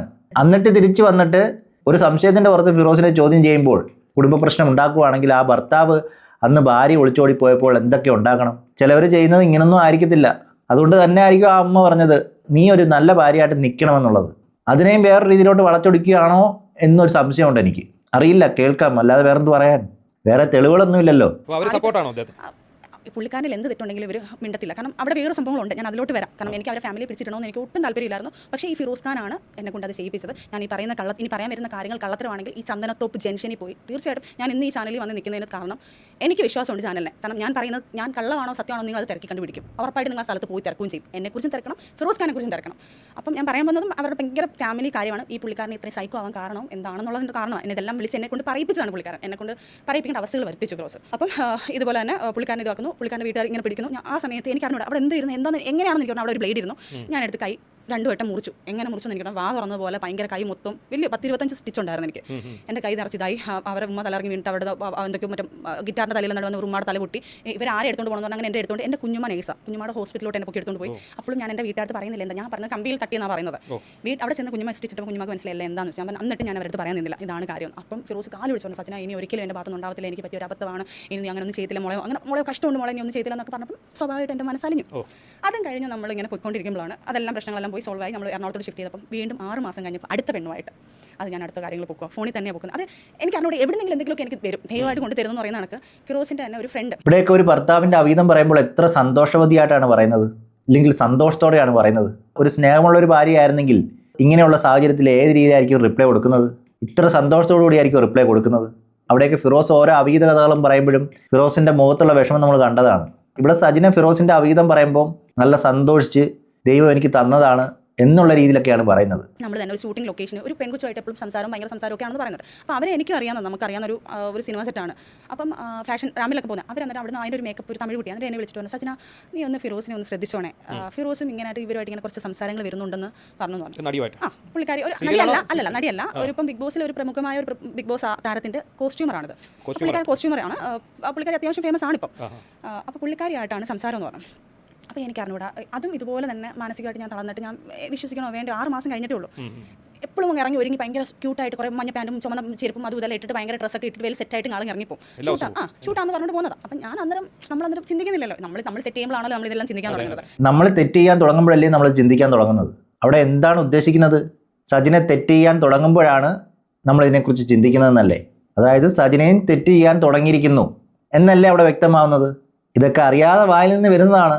ഇതൊന്നും നമ്മൾ ചിന്തിക്കുന്നേ ഇല്ല. പുള്ളിക്കാരൻ പോകും. അപ്പോൾ ഇവിടെ നിന്ന് എനിക്ക് ഇങ്ങനെ ഒരു കോൾ വന്നപ്പോഴാണ് ഞാൻ വീണ്ടും ശ്രദ്ധിക്കാൻ തുടങ്ങിയത്. ഒരു ഇൻസിഡൻറ്റ് അവിടെ കിടപ്പുണ്ട്. അപ്പം ഞാൻ ശ്രദ്ധിക്കാൻ തുടങ്ങിയപ്പോഴാണ് അങ്ങനെ ഞാനിത് ചോദ്യം ചെയ്യാൻ തുടങ്ങി. അപ്പം പുള്ളി പറഞ്ഞു ഇല്ല അങ്ങനെയൊന്നും ഇല്ലെന്ന് പറഞ്ഞിട്ട് നമ്മൾ നാട്ടിലോട്ട് വരും, കൊല്ലത്തോട്ട് വന്നപ്പോഴത്തേക്ക് എന്നെ വീട്ടിൽ കൊണ്ടാക്കിയിട്ട് പുള്ളിക്കാരൻ എൻ്റെ അടുത്ത് പറഞ്ഞു, പുള്ളിക്കാരനും എൻ്റെ കൂടെ എൻ്റെ ക്ലാസ്മേറ്റ് ആയിരുന്ന ഒരു പുള്ളിക്കാരൻ ഇവർ ജിമ്മേറ്റ് ആണ്. അപ്പം ഇവനായിട്ട് ഇങ്ങനെ ഇവിടെ പുറത്തോട്ട് പോകാമെന്ന് പറഞ്ഞു. ഈ പിള്ളേർക്കൊക്കെ അവർക്കും ഇവരെല്ലാം കൂടെ ഇവനെ സപ്പോർട്ട് ചെയ്യാൻ കറങ്ങാൻ പോകുന്നു പറഞ്ഞിട്ട് പുറത്തോട്ട് പോകുന്നു പറഞ്ഞു. അവർ വോയിസ് ഉള്ളിൽ പറഞ്ഞിട്ട് പോയതാണ്. ഞാൻ പറഞ്ഞു ശരി, എന്നെ അവിടെ ചെന്ന് ചിലപ്പോൾ എനിക്ക് റേഞ്ച് കിട്ടത്തില്ല കേട്ടോ എന്ന് പറഞ്ഞു. സംസാരം പോകുന്ന വഴിക്കാം ഫോൺ കിട്ടത്തില്ല എന്ന് പറയുന്നു. അപ്പം ഫോൺ കട്ടാകുന്നു, സ്വിച്ച് ഓഫ് ആകുന്നു. അത് കഴിഞ്ഞപ്പോൾ ഞാൻ അവനെ വിളിച്ചപ്പോൾ അവൻ്റെ ഫോൺ നിറച്ച് കോൾ വെയിറ്റിംഗ്. കാരണം അവനെ വിളിക്കാൻ കാരണം എൻ്റെ അടുത്ത് മറ്റേ പുള്ളിക്കാർ വിളിച്ചിട്ട് പറഞ്ഞു ഇവിടെ സംസാരങ്ങൾ നടന്നുകൊണ്ടിരിക്കുക, ഫിറോസ് ആണ് അപ്പുറത്ത്. ഞാൻ പറഞ്ഞു ഇല്ല, ഫിറോസിയുടെ ഫോൺ ഓഫാ, ഫിറോസിക്ക് ഇങ്ങനെ പോയിക്കാം. അപ്പോൾ ഞാൻ ചിന്തിക്കുന്നത് അയ്യോ ഫിറോസ്ക്ക് അങ്ങനെ ചെയ്യുന്നില്ല. അപ്പോൾ ഞാൻ തർക്കിക്കില്ല എന്നില്ല. എൻ്റെ അടുത്ത് പുള്ളിക്കാർ പറഞ്ഞു ഉറപ്പായിട്ടും അപ്പുറത്തെ സൈഡിൽ ഫിറോസ് ഖാനാണ്. ഇവർ റൂമിൽ ഇരുന്ന് ഭയങ്കര സംസാരങ്ങളും ഉമ്മോടൊപ്പം അങ്ങനെയുള്ള കുറേ സംസാരങ്ങൾ വന്നുകൊണ്ടിരിക്കുക. സംസാരിക്കണം എന്താണെന്നുള്ളത് സജിനെ നോക്കിക്കോളാം. അപ്പോഴത്തേക്ക് ഞാൻ പുള്ളിക്കാരൻ്റെ ഫോണിൽ വിളിച്ചു. പുള്ളിക്കാരൻ്റെ ഫോണിൽ വിളിച്ചപ്പോൾ ഭയങ്കര കോൾ വെയിറ്റിംഗ് എന്ന് പറഞ്ഞാൽ റേഞ്ച് ഇല്ലാന്ന് പറഞ്ഞ ആളുടെ ഫോൺ ഓഫ്, സെയിം ആ സ്ഥലത്തുള്ള മറ്റാളുടെ ഫോൺ കോൾ വെയിറ്റിംഗ്. അങ്ങനെ കുറേ കഴിഞ്ഞപ്പം എൻ്റെ ഉമ്മയുടെ ഫോണിൽ നിന്ന് ഞാൻ വിളിച്ചപ്പോഴത്തേക്ക് ഉമ്മയുടെ ഫോണിൽ നിന്ന് എടുത്തപ്പോൾ ഞാൻ ചോദിച്ചു കടയിൽ കൊടുക്കുമെന്ന് ചോദിച്ചു. അന്നേരം ഉടനെ ഫിറോസ് കടയിൽ കൊടുത്തു ഫോൺ. കൊടുത്തു കഴിഞ്ഞപ്പോഴത്തേക്ക് ഞാൻ എന്താ ഫിറോസ് കട ഫോൺ കിട്ടാത്തത്, ഇവൻ്റെ ഫോൺ കിട്ടുന്നുണ്ടല്ലോ. അതെൻ്റെ ഫോൺ ചാർജ് തീർന്നു പോയി സച്ചിന, അവൻ്റെ പെണ്ണുമായിട്ട് സംസാരിച്ചുകൊണ്ടിരിക്കുക എന്ന് പറഞ്ഞു. ഞാൻ പറഞ്ഞു ശരി. ഇതെല്ലാം കഴിഞ്ഞ് വീട്ടിൽ വന്നു. എനിക്കറിയാം കുരുട്ടുബുദ്ധിയാണോ ആ സമയത്ത് ദൈവമായിട്ട് നമ്മളെ കൊണ്ട് ചെയ്യിപ്പിക്കുന്നതാണോ ഒന്നും എനിക്കറിയത്തില്ല. മേ ബി ആൾക്കാർ പറയും കുരുട്ടുബുദ്ധിയാണെന്ന് പറഞ്ഞാൽ കുരുട്ടുബുദ്ധി ആയിക്കോട്ടെ, എനിക്കറിഞ്ഞൂടാ. അപ്പോൾ വീണ്ടും വീട്ടിൽ വന്നപ്പോൾ ഞാൻ പറഞ്ഞു ഫോൺ ഇങ്ങ് തരാൻ പറഞ്ഞു. അപ്പോൾ എൻ്റെ ഫോൺ തന്നിട്ട് ഞാൻ പറഞ്ഞു അവനെ ഞാൻ ഫിറോസ് മെസ്സേജ് ചെയ്യുന്ന കണക്ക് ഞാൻ അങ്ങോട്ട് ആ പയ്യനെ ടെക്സ്റ്റ് മെസ്സേജ് ചെയ്തു. എടാ ഞാൻ നേരത്തെ വിളിച്ച നമ്പർ ഒന്ന് എനിക്കൊന്ന് സെൻഡ് ചെയ്യുമെന്ന് വെച്ചു. ഞാൻ തന്നെയാണ് ഡയൽ ചെയ്യുന്നത്, മെസ്സേജ് ചെയ്യാണ്. കാരണം മൊബൈലിൽ കാണിക്കുന്ന പുള്ളി എല്ലാം സേവ് ചെയ്ത് പുള്ളി അതിനകത്തൊന്നും കാണത്തില്ലെന്ന് പറഞ്ഞാൽ ഞാനന്ന് ചൂടായി പ്രശ്നങ്ങളായിട്ട് എൻ്റെ ഫോൺ തന്നു എനിക്ക്. അപ്പം ആ ഫോൺ മേടിച്ചിട്ട് ഞാൻ മെസ്സേജ് അയക്കുന്നു, എടാ എനിക്ക് ആ നമ്പർ ഒന്ന് ഫിറോസ് മെസ്സേജ് അയക്കുന്ന കണക്ക്. അപ്പോൾ തിരിച്ചു എനിക്ക് ഉടനെ അവൻ അതിനെക്കാട്ടിലൂടെ ഇപ്പോൾ എൻ്റെ ഉമ്മയുടെ നമ്പർ അയച്ചു. ഉമ്മയുടെ നമ്പർ ഇങ്ങോട്ട് അയച്ചിട്ട് ഞാൻ അന്നേരം പറഞ്ഞാൽ ഞാൻ ചുമ്മാ ഇട്ട് ചോദിച്ചാൽ ആ റെക്കോർഡ് ഉണ്ടെങ്കിൽ ഒന്ന് തരുമോ എന്ന് ചോദിച്ചു. അവൻ അപ്പോൾ ഉടനെ ഉമ്മയുമായിട്ട് ഞാൻ സംസാരിച്ചു. ഞാൻ എൻ്റെ ഉമ്മയുടെ ഫോണിൽ നിന്ന് വിളിച്ചില്ലേ പുള്ളിക്കാരൻ ആ റെക്കോർഡ്. അപ്പോൾ ഞാൻ പറഞ്ഞു ഇതല്ലടാ അവൾ എന്നെ പൊക്കി. ഞാൻ ഇങ്ങനെ തന്നെ പറഞ്ഞു അവൾ എന്നെ പൊക്കിയിട്ടുണ്ട്, നീ ആ നമ്പർ ഇങ്ങത്താ മറ്റേ വോയിസ് റെക്കോർഡ് ഇട്ട് നോക്കിയപ്പോൾ അതിനകത്ത് മോളെ നീ കരയണ്ട, അവളെ എന്തോ അഫെയർ പൊട്ടി ഇവൻ ആശ്വസിപ്പിക്കുന്നതും ഞാനില്ലേ നിനക്ക് കൂടെ ഞാൻ നിൻ്റെ കൂടെ ഉണ്ട്, നീ വിഷമിക്കേണ്ട, നിൻ്റെ ജീവിതകാലം ഫുൾ ഞാനുണ്ട് എന്നുള്ള കുറേ വോയിസ് റെക്കോർഡുകളും അവരെ കുറേ പ്രേമ കഥകളും ഒക്കെ കേൾക്കേണ്ട ഗതികൾ പിന്നെ വന്നു. അവിടുന്ന് ഞാൻ ചോദിച്ചു ഇല്ല അതിനകത്തൊന്നും അങ്ങനെയില്ലായിരുന്നു. അതായത് പ്രേമത്തിന്റെ തുടക്കമായിരുന്നു തോന്നുന്നത്. കാരണം അയാൾ ഭയങ്കര സൂയിപ്പീര്, കാരണം ഞാൻ നിന്റെ കൂടെ എന്നുള്ളത്. നീ അവർ പോയിട്ടുണ്ടോ എടുത്തിട്ടുണ്ടോ എന്ന് എനിക്കറിയത്തില്ല, ഇല്ലാത്ത കാര്യങ്ങൾ നമുക്ക് പറയണ്ട. പക്ഷെ മറ്റേതിനകത്ത് പോയിട്ടുണ്ടോ വ്യക്തമായിട്ട് ഉണ്ടല്ലോ. അതിനകത്ത് പറഞ്ഞല്ലോ മോളെ നീ വെക്കണം, നിന്റെ കൂടെ ഞാൻ ജീവിതകാലം ഫുൾ ഉണ്ട്, ഞാൻ നിന്റെ കൂടെ ഉണ്ട്, എനിക്ക് വേണം, നിന്റെ സ്വഭാവം എനിക്ക് അങ്ങനെ കുറേ. അതായത് പ്രേമകാര്യം പോലെ അത് പ്രേമത്തിന്റെ സംസാരം പോലെ തന്നെയാണ്, പ്രേമത്തിന്റെ സംസാരം പോലെയാണ്, പ്രേമം പോലെയാണ് എന്ന രീതിയിലാണ് പറയുന്നത്. അവിടേക്ക് അത് ഉറപ്പിച്ചു പറയാൻ സജിനയ്ക്ക് കഴിയുന്നില്ല. അവിടെ ആങ്കർ ചോദിക്കുന്നുണ്ട് സെക്സ് രീതിയിലുള്ള എന്തെങ്കിലും വർത്തമാനം നടന്നിട്ടുണ്ടോ എന്ന് ചോദിക്കുമ്പോൾ സജിന പറയുന്നുണ്ട് അങ്ങനെയൊന്നും നടന്നിട്ടില്ല, പക്ഷെ പ്രേമം പോലെ തോന്നുന്നു. ഈ തോന്നൽ വെച്ചാണ് ഈ കാര്യങ്ങളെല്ലാം തുറന്നു പറയുന്നത്. പക്ഷെ ഫിറോസ് കാര്യങ്ങൾ പറയുമ്പോൾ ഫോട്ടോ സഹിതം വ്യക്തമാക്കിക്കൊണ്ട് തന്നെയാണ് എല്ലാ കാര്യവും പറയുന്നത്. സജിനയാണെങ്കിൽ എല്ലാ കാര്യങ്ങളും മൂവിച്ചുണ്ടാക്കിയതുപോലെയാണ് എനിക്ക് തോന്നുന്നത്. ഇതൊക്കെ സത്യമാണോ ഇല്ലയോ എന്നുള്ളതിന് ഒരു തെളിവുമില്ല, ആരാണ് എന്നുള്ളതിനും ഒരു തെളിവുമില്ല. എന്തൊക്കെ തനിക്ക് തോന്നി ആ തോന്നലുകളാണ് പറഞ്ഞു വയ്ക്കുന്നത്. അങ്ങനെ ലാസ്റ്റ് അതും പൊക്കി. അതുമായിട്ട് ഞാൻ ആ പുള്ളിക്കാരെ വിളിച്ച് കുറേ ചീത്ത പറഞ്ഞു. എൻ്റെ അടുത്ത് എൻ്റെ ജീവിതം ഞാൻ പുള്ളിക്കാരെന്ന് പറഞ്ഞു എൻ്റെ കൈ മുറിഞ്ഞിരിക്കുന്നത് എന്താണെന്നറിയോ, 6 മാസം പോലും ആയിട്ടില്ല ഈ പുള്ളിക്കാരൻ ഇങ്ങനെ കുറേ കാര്യങ്ങൾ കാണിച്ചിട്ട്. നിങ്ങൾ അന്നേരം പറഞ്ഞു പുള്ളിക്കാരി എന്നെ കുറേ മാപ്പ് പറഞ്ഞു, അങ്ങനെയല്ല എൻ്റെ അബദ്ധവശം ഞാൻ അങ്ങനെ ആയിപ്പോയത്, എനിക്ക് ഇങ്ങനെ ഒരു സംഭവം ഇൻസിഡൻറ്റ് വന്നപ്പോൾ ഞാൻ ഇങ്ങോട്ട് ഇതായിപ്പോൾ നമ്മളെ വേറെ ഒന്നും തോന്നില്ല എന്നൊക്കെ പറഞ്ഞു. എൻ്റെ പറഞ്ഞു അവൻ നിങ്ങളെല്ലാവരും കൂടെ എന്നെ കൊല്ലാക്കൊല്ലയെന്ന് പറഞ്ഞിട്ട് ഞാൻ നേരെ കയറി വീണ്ടും മരിക്കാൻ വേണ്ട രീതിയിൽ ഞാൻ തൂങ്ങാൻ പോയപ്പോൾ അവിടുന്ന് എൻ്റെ കാല് പിടിച്ച് സച്ചിൻ അങ്ങനെ ചെയ്യില്ല ഇങ്ങനെ ചെയ്യില്ല മറ്റേ പറഞ്ഞിട്ട് വന്നു. വീണ്ടും കുറേ നാൾ കഴിഞ്ഞപ്പോൾ പിന്നെ ഫേസ്ബുക്കിൽ കുറേ ചാറ്റിങ്ങളായാലോ കുറേ പെണ്ണുങ്ങളുമായിട്ട് കുറേ ഫോട്ടോസ് കാര്യങ്ങൾ അങ്ങനെയുള്ള കുറേ പിന്നെ തുടർന്ന് ഞാൻ കുറേ സാധനങ്ങൾ കാണും. എനിക്ക് കഥകൾ പറയാനാണെങ്കിൽ ഇവിടെ തന്നെ ഫേസ്ബുക്കിലൂടെ ചാറ്റ് കണ്ടു, ഫോട്ടോസ് കണ്ടു, പക്ഷേ വ്യക്തതയില്ല എന്നുള്ളതാണ് എടുത്തു പറയേണ്ടത്. എന്തൊക്കെയോ അങ്ങ് പറഞ്ഞു കൂട്ടുന്നുണ്ട്, ഒത്തിരി അലിഗേഷൻസ് അങ്ങ് പറയുന്നുണ്ട്, പക്ഷെ ഒരെണ്ണം പോലും വ്യക്തമായിട്ട് സ്ഥാപിക്കാൻ സജിനിക്ക് കഴിഞ്ഞില്ല എന്നുള്ളതാണ് എടുത്തു പറയേണ്ടത്. ഇതിൽ ആരാണ്, എന്താണ്, എപ്പോഴാണ്, അതിനെന്തെങ്കിലും തെളിവുണ്ടോ എന്ന് ചോദിച്ചു കഴിഞ്ഞാൽ ഒന്നുമില്ല. ഇങ്ങനെയൊക്കെ നടന്നിട്ടുണ്ട് എന്നുള്ള കാര്യം മാത്രമാണ് പറയുന്നത്. ഒരുപക്ഷെ ഇത് കേൾക്കുന്നവർ വിചാരിക്കും സജിനെ പ്രതികാരം ചെയ്യാൻ വേണ്ടി പറയുന്നതായിരിക്കാം, ഫിറോസ് പൂക്കുട്ടിയുടെ കാര്യം പറഞ്ഞതുകൊണ്ട് അതിന് പ്രതികാരമായിട്ട് ചെയ്യുന്നതായിരിക്കാം എന്ന് പലരും ചിന്തിക്കാം. കാരണം അതിനെ കുറ്റം പറയാൻ കഴിയത്തില്ല. വോയിസ് റെക്കോർഡെല്ലാം പുറത്ത് വിട്ടതുകൊണ്ട് തന്നെ അത് കേട്ടുള്ളവർ അങ്ങനെ വിചാരിക്കത്തുള്ളൂ. ഇനിയിപ്പോൾ സജിന പറയുന്നത് സത്യമാണെങ്കിൽ കൂടി ആളുകൾക്ക് അത് കൺവിൻസ് ആവുമെന്ന് തോന്നുന്നില്ല. വീട്ടിൽ വന്ന് അതിൻ്റെ ഇടയ്ക്ക് ഒരു ഷൂട്ടിംഗ് ലൊക്കേഷനിൽ ഒരു പെൺകൊച്ചിനുമായിട്ട് അതുകൊണ്ട് അത് ഞാൻ കണ്ട കാര്യം അവിടെ ലൊക്കേഷനിൽ പോയിട്ട് ഇവരൊരു സിനിമ സെറ്റ് ചെയ്ത് അവിടെ പോയിട്ട് ഈ പുള്ളിക്കാരൻ എൻ്റെ അടുത്ത് വിളിച്ച് പറയുന്നത്, സജിന ഞാൻ അവിടെ സെറ്റിൽ നിൽക്കുക, എനിക്ക് രാത്രി നൈറ്റ് ഷൂട്ടുണ്ട്. ഞാൻ ചോദിച്ചാൽ ആ പെമ്പിള്ളാരോ അവർ രണ്ടുപേരും അങ്ങ് പോയി, അവർ രണ്ടുപേരും പോയെന്ന് എൻ്റെ അടുത്ത് പറഞ്ഞത്.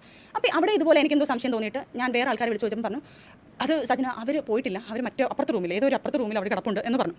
അവിടെ ഇതുപോലെ സംശയം തോന്നിയിട്ട് ഞാൻ പറഞ്ഞു ഫിറോസിനെ വിളിക്കുമ്പോൾ എന്നെ ഭയങ്കരമായിട്ട് അവോയ്ഡ് ചെയ്യുന്നു. അപ്പോൾ എൻ്റെ അടുത്ത് പറഞ്ഞാൽ അരുൺ ചേട്ടൻ കുറേ പേര് അവരുടെ ഷൂട്ടിലുള്ള കുറേ ആൾക്കാർ എൻ്റെ കൂടെ ഉണ്ട്, സജിന ഞങ്ങൾ എല്ലാവരും കൂടെ ഒരുമിച്ച് കിടക്കുന്നത്, ഒന്ന് ഉറങ്ങാൻ സമയത്ത് നീ ഇങ്ങനെ വിളിച്ചുകൊണ്ട് അവർക്ക് ഉറങ്ങാൻ പറ്റുന്നത് പറഞ്ഞു. പുള്ളി അങ്ങ് ഫോൺ അങ്ങ് ഓഫാക്കി കഴിഞ്ഞപ്പോൾ ഉടനെ ഞാൻ എന്ത് ചെയ്ത് അരുൺ ചേട്ടൻ എന്ന് പറഞ്ഞാൽ ഞാൻ കേട്ടല്ലോ. അപ്പോൾ അരുൺ ചേട്ടനെ ഞാൻ വിളിച്ചു, അരുൺ ചേട്ടാ എന്ത് ചെയ്ത് ഫിറോസിക്ക് ഒന്ന് കൊടുത്തു മോളെ, അതാ അവൻ അപ്പുറത്തെ റൂമിൽ ഒറ്റയ്ക്ക് കിടക്കുന്നത്, ഞങ്ങളെല്ലാവരും ഇവിടെയാണ് കിടക്കുന്നതെന്ന് പറഞ്ഞു. കേട്ടോണം. അവിടെ നിന്ന് എനിക്ക് ഭയങ്കര ടെൻഷൻ കയറിയിട്ട് ഞാൻ ചോദിച്ചു മറ്റേ പുള്ളിക്കാരിയോ അത് ഇപ്പുറത്തെ റൂമിലുണ്ടെന്ന് പറഞ്ഞു. അത് കഴിഞ്ഞ് ഞാൻ ഉടനെ വിളിക്കുന്നതും ഞാൻ അവിടെ ചെന്ന് കയറുന്നതും അപ്പോൾ തന്നെ ഞാൻ വണ്ടി എടുത്ത് ചാത്തന്നൂർ തന്നെ ഷൂട്ട് ഇറങ്ങുന്നത്. ആ സമയത്ത് ഞാൻ അവിടെ ചെന്ന് കയറുമ്പോൾ ഞാൻ പോയി നോക്കുമ്പോൾ പുള്ളിക്കാരിയാണ് വന്ന് കഥ തുറക്കുന്നത് അവിടെ സെറ്റിൽ. പുള്ളിക്കാരി വന്ന് കഥ തുറക്കുമ്പോൾ ഈ പുള്ളിക്കാരി കിടക്കുന്ന റൂമിൽ അത് അടച്ചു കിടക്കുന്നു, ഇതും അടച്ചു കിടക്കുന്നു. ഫിറോസ് ഖാൻ്റെ റൂമിൽ നിന്ന് ഇറങ്ങി വന്നതെന്ന് നമുക്ക് നല്ല രീതിയിൽ അറിയാൻ പറ്റും. കാരണം അവിടുത്തെ മാത്രം കഥ തുറന്ന് നടക്കുന്നത്. ഞാൻ കയറിപ്പോയി അവിടെ ഭയങ്കര പ്രശ്നം ഉണ്ടാക്കി, അടിയും ബഹളം ഉണ്ടാക്കി. ഞാൻ അവിടെ ഭയങ്കര പ്രശ്നം, ഭയങ്കര വയലൻ്റായി. എല്ലാവരും വന്നു, എല്ലാവരും മുന്നിൽ ഞാൻ പറഞ്ഞു ഇതുപോലെ ഇങ്ങനെ നിങ്ങൾ കണ്ടില്ല ഇങ്ങനെയൊക്കെയാണെന്നുള്ള കാര്യങ്ങൾ എല്ലാവരും അവിടെ എല്ലാ സെറ്റിൽ എല്ലാവരും അറിഞ്ഞ കാര്യം. അത് വന്നു ഞാൻ കരഞ്ഞു വിളിച്ച് ഞാൻ ഇറങ്ങി അവിടെ നിന്ന് വന്ന് വീട്ടിൽ വന്ന് കൊച്ചിൻ്റെ ചെലവിനോ കുഞ്ഞിനുള്ള കാര്യങ്ങളോ ഒന്നും ചെയ്തു തരത്തില്ല. എൻ്റെ വീട്ടിൽ നിന്ന് ഞാൻ അരി എടുത്തുകൊണ്ട് വരണം. ഒരു വാടക വീട്ടിലാണ്. ആ വാടക വീട്ടിൽ നിൽക്കുമ്പോൾ കൊല്ലത്ത് തന്നെ കുറേ കഴിയുമ്പോൾ കൊല്ലം എറണാകുളം ഇങ്ങനെയാണ് ഷിഫ്റ്റ് ചെയ്ത് നിൽക്കുന്നത്. അപ്പം വാടക ആ സമയത്ത് ഞാൻ വർക്ക് ചെയ്യുന്നില്ല, എനിക്ക് ഒരു വർക്കില്ല. അങ്ങനെ ഇരിക്കുമ്പോഴാണ് ഞാൻ പുള്ളിക്കാരനെ വേണ്ട എന്നുള്ള തീരുമാനം എടുക്കുക. കാരണം ഇത് എത്രയെന്ന് പറഞ്ഞാൽ നമ്മളൊരു പെണ്ണ് സൈസ് നിൽക്കുന്നത്. അപ്പോൾ ഞാൻ ഓർത്തു ഞാൻ ഇൻഡിവിജ്വലായിട്ട് ഒരു വർക്ക് ചെയ്യണം. ആ സമയത്ത് ഞാൻ ചെറിയ വർക്കുകൾ, ഷോർട്ട് ഫിലിമുകൾ, അതേപോലെ ചെറിയ കുഞ്ഞു ഫിറോസിൻ്റെ തന്നെ. ഈ ഫിറോസ് ഖാൻ ഇല്ലാതെ ഞാൻ എവിടെയും പോയിട്ടില്ല. പുള്ളിയുടെ കൂടെ തന്നെ ഫിറോസ് ഖാൻ എന്ന് പറഞ്ഞാൽ പുറകെ നടന്നിട്ടുള്ളൂ. പക്ഷേ ഒളിച്ചോടിപ്പോയി കത്തെഴുതുന്ന സമയത്തൊന്നും ഫിറോസ് ഖാൻ ഇല്ലായിരുന്നല്ലോ. അത് വീഡിയോ സഹിതം ഫിറോസ് ഖാൻ പബ്ലിഷ് ചെയ്തതാണ്. അതിനകത്ത് ഫിറോസ് ഖാൻ നമുക്ക് കാണാനും കഴിയുന്നില്ല. അങ്ങനെയുള്ളപ്പോൾ ഫിറോസ് ഖാൻ ഇല്ലാതെ ഞാൻ എവിടെയും പോയിട്ടില്ല എന്ന് പറയുന്നത് കള്ളമാണെന്നേ പറയാൻ കഴിയത്തുള്ളൂ. കാരണം അതിനുള്ള തെളിവ് ഫിറോസ് ഖാൻ തന്നെ നൽകിയിട്ടുണ്ട്. ആ വീഡിയോ അയച്ചു കൊടുത്തത് സജിനയാണെന്നും പറയുന്നുണ്ട്. അങ്ങനെയുള്ളപ്പോൾ ഒളിച്ചോടിപ്പോയ സമയത്ത് ഫിറോസ് ഖാനെ കൊണ്ടായിരുന്നു ഒളിച്ചോടിപ്പോയത്. കാരണം ഇതൊക്കെ സജിന പറയുമ്പം പലരും ചോദിക്കുന്ന ചോദ്യമാണിത്.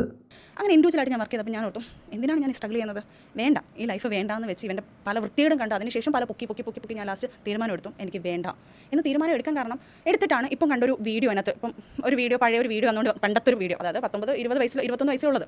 ആ ടൈമിൽ ഒരു വീഡിയോ വന്നിട്ടുണ്ട്. ഇപ്പം ഫിറോസ് ഞാൻ ഒരാളുമായിട്ട് ഞാൻ ഇറങ്ങിപ്പോയി, എനിക്ക് വേണ്ട എന്നൊക്കെ പറഞ്ഞിട്ട് ഞാൻ എഴുതുന്ന ഒരു വീഡിയോ വന്നിട്ടുണ്ട്. അതുള്ളത് തന്നെയാണ്. കാരണം എനിക്ക് ഇയാളെ വേണ്ടാന്ന് വെച്ച് ഇയാൾ എൻ്റെ അടുത്ത് കാണിച്ച വേദന തിരിച്ച് ഞാൻ മനസ്സിലാക്കാത്ത അന്നത്തെ ഒരു പൊട്ടത്തരത്തിൽ ഞാൻ കാണിച്ച പൊട്ടത്തരമാണത്. കാരണം എനിക്ക് ഇയാളെ വേണ്ടാന്നുള്ളത് ഇയാൾക്ക് എൻ്റെ അടുത്ത് കാണിക്കുന്ന വേദന ഇയാളെ ഇട്ടിട്ട് പോകുമ്പോൾ ഇയാൾക്ക് മനസ്സിലാക്കണം എന്ന് പറഞ്ഞാൽ ഞാനൊരു പണിഷ്മെൻറ്റ് പോലെ. എന്നിട്ട് എൻ്റെ വീട്ടുകാർക്ക് വരെ ഞാൻ പറഞ്ഞിട്ടുണ്ട്. ഞാൻ എൻ്റെ വീട്ടുകാർ അവർ കുഞ്ഞുമായി വിളിച്ച് ഞാൻ പറഞ്ഞിട്ടുണ്ട്. കുഞ്ഞുമായി ഞാനിങ്ങനെയാണ് അവർ അനിയൻ്റെ അടുത്ത് ഞാൻ കാര്യങ്ങൾ പറഞ്ഞു.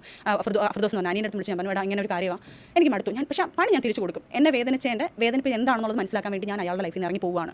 എന്നിട്ട് ഞാനാണ് അയാളെ വിളിച്ചിട്ട് ഈ വീഡിയോ ഇട്ട് കൊടുക്കുന്നതും ഈ പറഞ്ഞ സാധനങ്ങളെല്ലാം ഇട്ട് ഇയാൾ ടോർച്ചർ ചെയ്യുമായിരുന്നു. സത്യം പറഞ്ഞാൽ നിൽക്കുകയാണെന്ന് പറഞ്ഞിട്ട് ഞാൻ മാരേജ് ചെയ്ത് എനിക്ക് വേണ്ട നിങ്ങൾ ഇറങ്ങിപ്പോൾ അപ്പോൾ പറഞ്ഞു സച്ചിൻ അല്ല അത് ഞാൻ പറയില്ല. അങ്ങനത്തെ ഒരു സിറ്റുവേഷനിൽ അവിടുത്തെ ഒരു മണ്ടത്തരം നമ്മുടെ ലൈഫിൽ വേണ്ടാന്ന് വെച്ച് ഞാൻ പോയത് തന്നെയാണ്. അവിടേക്ക് എന്ത് വൃത്തിയായിട്ടാണ് തൻ്റെ അഭിനയത്തെ ന്യായീകരിക്കുന്നത്. ആ ഒരു പൊട്ട ബുദ്ധിയിൽ തോന്നിയതാണ്. അവിടെയൊക്കെ സജിന ചെയ്യുമ്പോൾ പൊട്ട ബുദ്ധിയും ഫിറോസ് ഖാൻ എന്തെങ്കിലും ചെയ്തു കഴിഞ്ഞാൽ അത് സൈക്കോയുമാണ്. ഇവിടെ ഈ സാഹചര്യത്തിൽ തന്നെ നമുക്ക് മനസ്സിലാവും.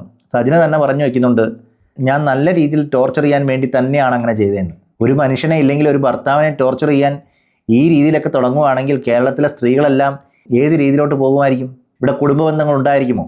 അതായത് മറ്റൊരുത്തൻ്റെ കൂടെ ഒരു മാസം താമസിച്ച് കഴിഞ്ഞ് കഴിയുമ്പോൾ ഭർത്താവ് നേരെയാവും എന്നൊക്കെ രീതിയിലുള്ള പറച്ചിൽ, അതിനെയൊന്നും ഒട്ടും അംഗീകരിക്കാൻ കഴിയുന്നില്ല. ഈ കാണിച്ചു കൂട്ടിയതെല്ലാം മണ്ടത്തരം എന്നല്ല പറയുന്നത്, ഇതിനെ വേറൊരു പേരാണ് വിളിക്കേണ്ടത്. അത് പലരും ഇപ്പോൾ വിളിക്കുന്നുണ്ട്. ഒരുപക്ഷെ ഇതൊക്കെ കാട്ടിക്കൂട്ടിയിട്ട് വന്നിരുന്നിങ്ങനെ ന്യായീകരിക്കുമ്പോൾ ആരും വിശ്വസിക്കത്തുമില്ല, കൂടെ നിൽക്കത്തുമില്ല.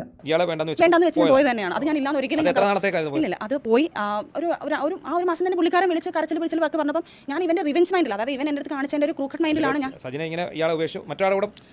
ജീവിതമല്ല, ജീവിക്കാനല്ല, ഇതിനുള്ള ഒരു പണിഷ്മെന്റ് പോലെ ഫിറോസ് കരഞ്ഞു വിളിച്ചിട്ട് എനിക്ക് നീ ഇല്ലാതെ പറ്റത്തില്ല സച്ചിന, നീ ഒരിക്കലും അങ്ങനെ നീ പോകരുത്, നമ്മുടെ കുഞ്ഞുങ്ങളെ ഓർക്കണം. ഞാൻ പറഞ്ഞു ഈ കുഞ്ഞുങ്ങളൊന്നും നിങ്ങൾ ഓർത്തിട്ടില്ലായിരുന്നു. അതിന്റെ കുറെ കട്ട് ചെയ്തുള്ള വോയിസ് റെക്കോർഡാണ് ഫിറോസ് ഇപ്പോൾ ഇട്ടിരിക്കുന്നത്. കട്ട് ചെയ്തുള്ള ഫുൾ ധൈര്യമാണെങ്കിൽ ഫുൾ ഇടാൻ പറയാൻ. ഞാൻ അതെ തന്നെ അവിടുന്ന് ഷൂട്ട് ചെയ്ത് അത് ഷൂട്ട് ചെയ്യുന്നത് ഞാൻ എനിക്ക് വേണ്ട എൻ്റെ സ്വന്തം ഇഷ്ടത്തിൽ ഇറങ്ങി വരുവാന്ന് പറഞ്ഞ സാധനം ക്രിയേറ്റ് ചെയ്ത സാധനം ഒരു വീഡിയോ ആണ് അവൻ ഇട്ടു. ഈ സാധനം നമ്മൾ അറിയുന്നുണ്ടോ ഇവനെ വേദനിപ്പിക്കാൻ ഇവൻ മനഃപൂർവ്വം ഇട്ട് കൊടുത്ത സാധനമാണത്. അല്ല കാരണം വെച്ചാൽ നമ്മൾ പറയത്തില്ല ഏട്ടാ, എന്താ പറയുക, അതാ ഞാൻ പറഞ്ഞത് നമ്മളുടെ പൊട്ട പൊട്ട ബുദ്ധിയിൽ തോന്നുന്ന പൊട്ടത്തരം തോന്നിക്കുന്ന നമ്മളെ തന്നെ ഇല്ലാതാക്കിയിട്ട് നമ്മൾ പറയുന്നത് തരുന്ന വഴി തന്നെ തിരിച്ച് പണി കൊടുക്കാന്നുള്ള സാധനത്തിലാണ്. അങ്ങനെ ഒരു സിറ്റുവേഷൻ ഉണ്ടാണെങ്കിൽ നമുക്ക് വേറെ ആളുടെ കൂടെ പോകണം, ആ ആളുമായിട്ടൊരു റിലേഷൻ ഒരു അഫയർ ഒക്കെ ഞാൻ പറഞ്ഞ ഒരു ഷോർട്ട് ഫിലിമിന്റെ കാര്യത്തിൽ പോയപ്പോൾ ആക്ച്വലി നമ്മൾ ഈ പറയുന്ന കണക്ക് നമുക്ക് കുറേ ക്രൂരത നമ്മളടുത്ത് കാണിക്കുമ്പോൾ സ്വാഭാവികമായിട്ട് നമുക്ക് ഒരാളുടെ അറ്റാച്ച്മെന്റ് തോന്നും. അത് സ്വാഭാവികമാണ്. കാരണം ഇവിടുത്തെ ക്രൂരതയും ഇങ്ങനെയുള്ള കാര്യങ്ങൾ വരുമ്പോൾ എന്നെ കൊച്ചു പ്രായമാണ്. അന്നത്തെ പ്രായത്തിൽ പൊട്ടത്തരത്തിൽ നമ്മൾ ചിലപ്പോൾ ആരെങ്കിലും മഞ്ചാരാക്കി നമ്മൾ വീണു. അല്ലല്ല, മലപ്പുറം ഏരിയയിലായിരുന്നു. ഇതിനെ അവീതമായിട്ടോ ഇല്ലെങ്കിൽ വേറൊന്നുമായിട്ടും കണക്കാക്കരുത്. അത് 2 കുട്ടികളുടെ അമ്മയായ ഒരു സ്ത്രീക്ക് തോന്നിയ ഒരു പൊട്ടത്തരം, അങ്ങനെ അതിനെ കാണാവൂ. അല്ലാതെ അവീതമെന്നൊന്നും പറഞ്ഞുകൂടാ. അങ്ങനെ നിങ്ങൾ പറയുന്നെങ്കിൽ നിങ്ങൾക്ക് എന്തോ കുഴപ്പമുണ്ട് എന്ന രീതിയിലാണ് സജിന പറയുന്നത്. ഓക്കെ, അത് വിശ്വസിക്കാം, അത് പൊട്ടത്തരം. പക്ഷേ അത് മാത്രമല്ലല്ലോ, ഫിറോസ് പറഞ്ഞത് പല കഥകളാണ്.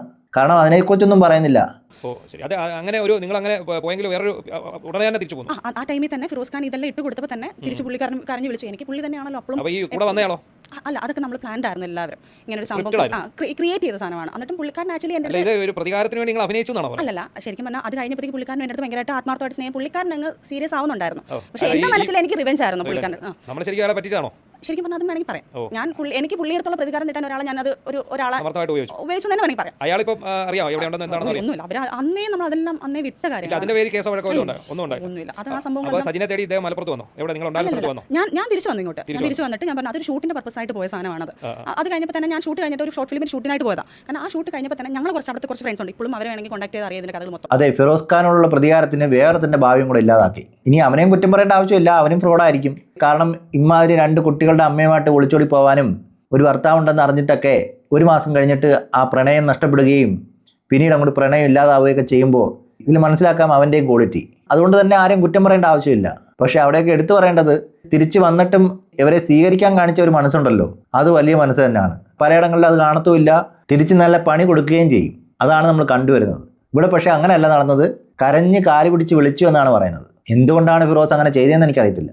എൻ്റെ കുറച്ച് ഫ്രണ്ട്സ് ഉണ്ട്, അവരുമായിട്ട് നമ്മൾ പോയിട്ട് അവിടെ നിന്ന് നമ്മൾ എൻ്റെ കഥകളൊക്കെ പറഞ്ഞപ്പോൾ ഞാൻ ഇങ്ങനെ ഒരു സാധനം പറഞ്ഞു, ഇങ്ങനെ എനിക്ക് ചെയ്യണം എന്നൊക്കെ പറഞ്ഞപ്പോൾ അത് ഓക്കെ പറഞ്ഞത് അവർ.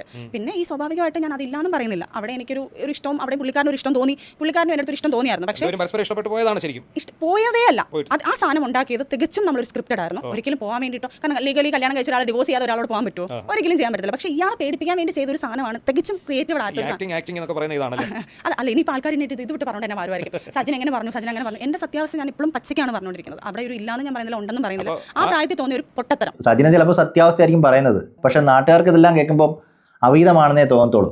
അതിൽ കൂടുതലൊന്നും തോന്നത്തില്ല. അതുകൊണ്ടായിരിക്കും കൂടെ പറയുന്നത് എൻ്റെ പൊട്ടത്തരം എന്ന് പറഞ്ഞ് അതിനെ വേറെ രീതിയിൽ വ്യാഖ്യാനിക്കുന്നത്. ഇതിനെ പൊട്ടത്തരം എന്നല്ല പറയുന്നത്, വേറെ പലതുമാണ് പറയുന്നത്. അതൊക്കെ ഈ ഇന്റർവ്യൂവിന്റെ അടിയിൽ തന്നെ കമന്റുകളായിട്ട് വന്നിട്ടുണ്ട്.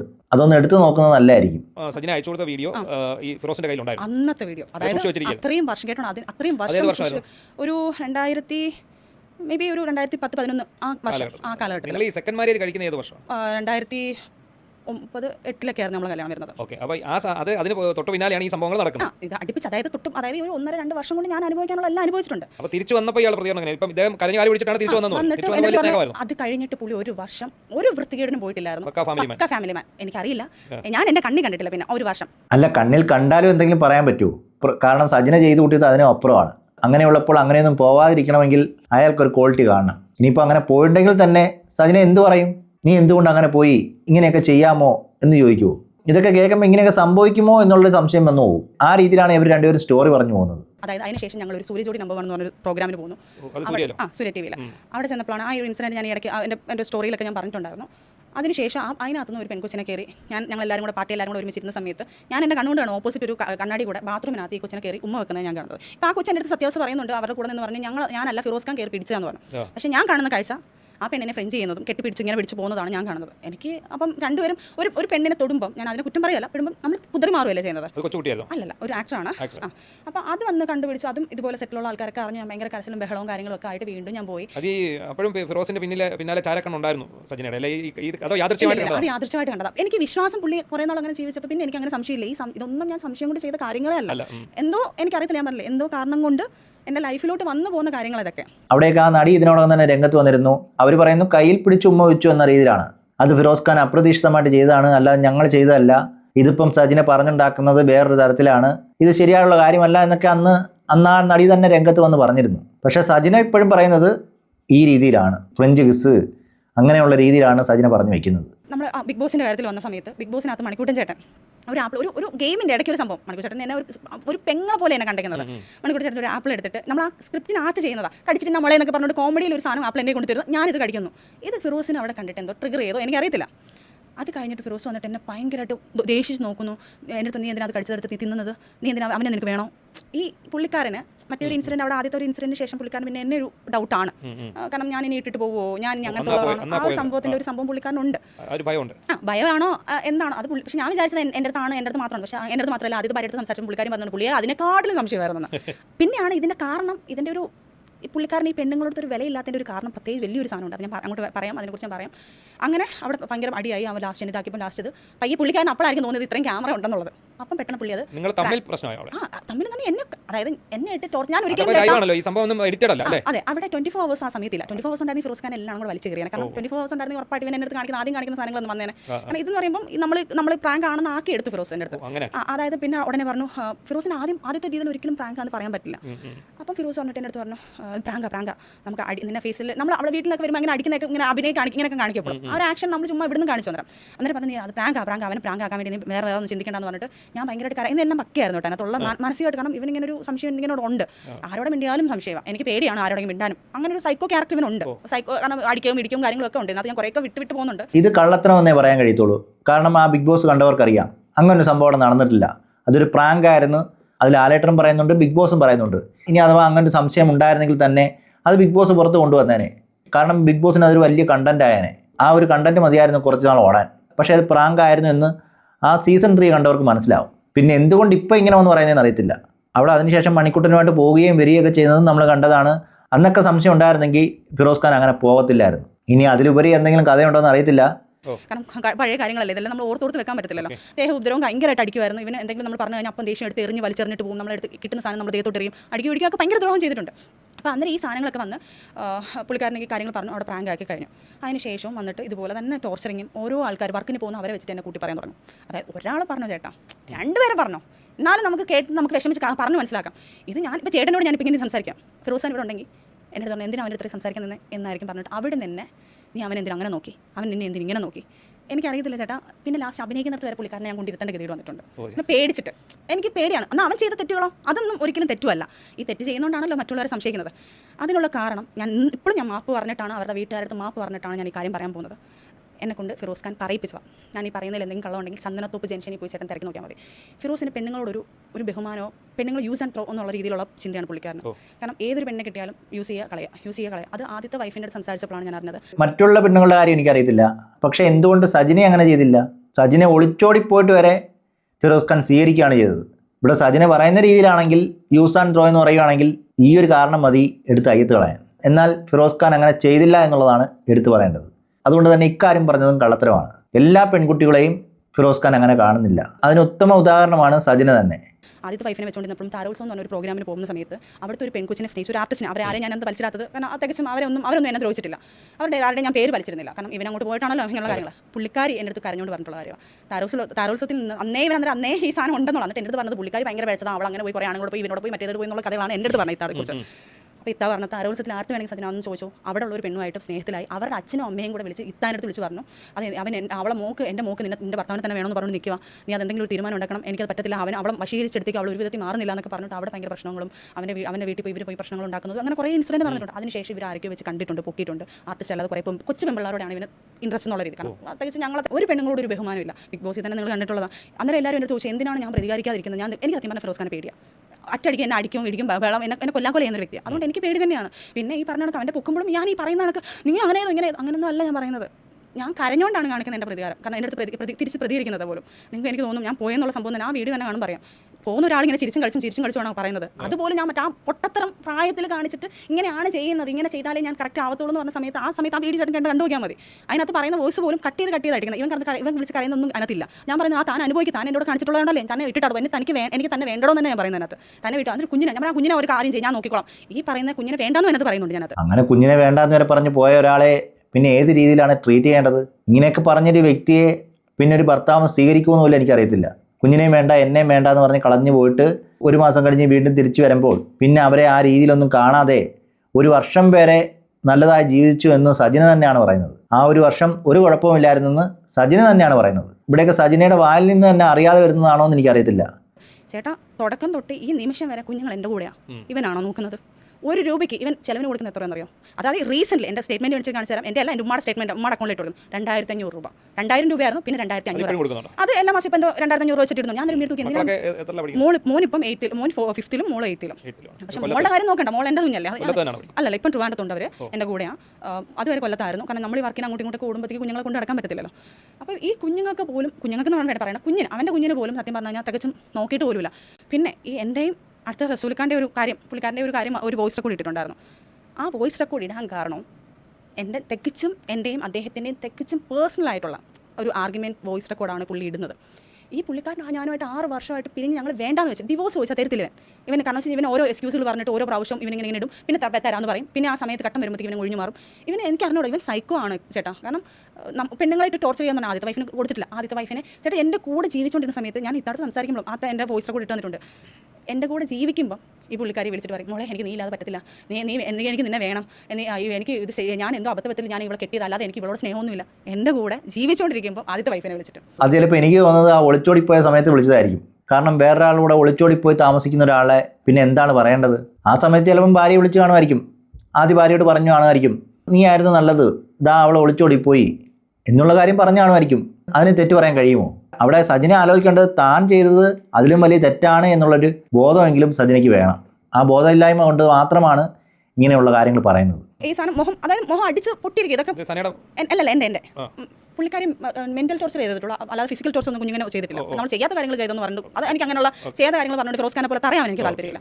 എന്നെ അടിച്ച് ബിഗ് ബോസിൻ്റെ ഒരു ലൈവ് വരുമ്പോൾ എനിക്കൊന്ന് കണ്ടവർക്ക് അറിയാം. ലൈവ് വരുമ്പോൾ എൻ്റെ മുഖമൊക്കെ പൊട്ടി. എനിക്ക് ലൈവ് വരാൻ താല്പര്യം. അടിച്ച് പൊട്ടിച്ച് ഈ പ്രശ്നത്തിൽ ഭയങ്കര പ്രശ്നമായിരുന്നു. എന്നെ അടിച്ചിതാക്കും. അങ്ങനെ ലാസ്റ്റ് ബിഗ് ബോസിൽ എല്ലാവരും കൂടെ വിളിച്ചു. ആ സമയത്ത് പിന്നെ കുറച്ച് നമ്മൾ കോംപ്രമൈസ് ആയി. അടുത്ത ദിവസമാണ് പോട്ടെ മോളെ എല്ലാം കഴിഞ്ഞ് കഴിഞ്ഞാൽ പോട്ടെ മോളെ മറ്റേ മോളെ മറിച്ച് എന്ന് പറഞ്ഞിട്ട് എന്നെ സോപ്പിടും. അപ്പോൾ ഞാൻ അതിലങ്ങ് വീഴും.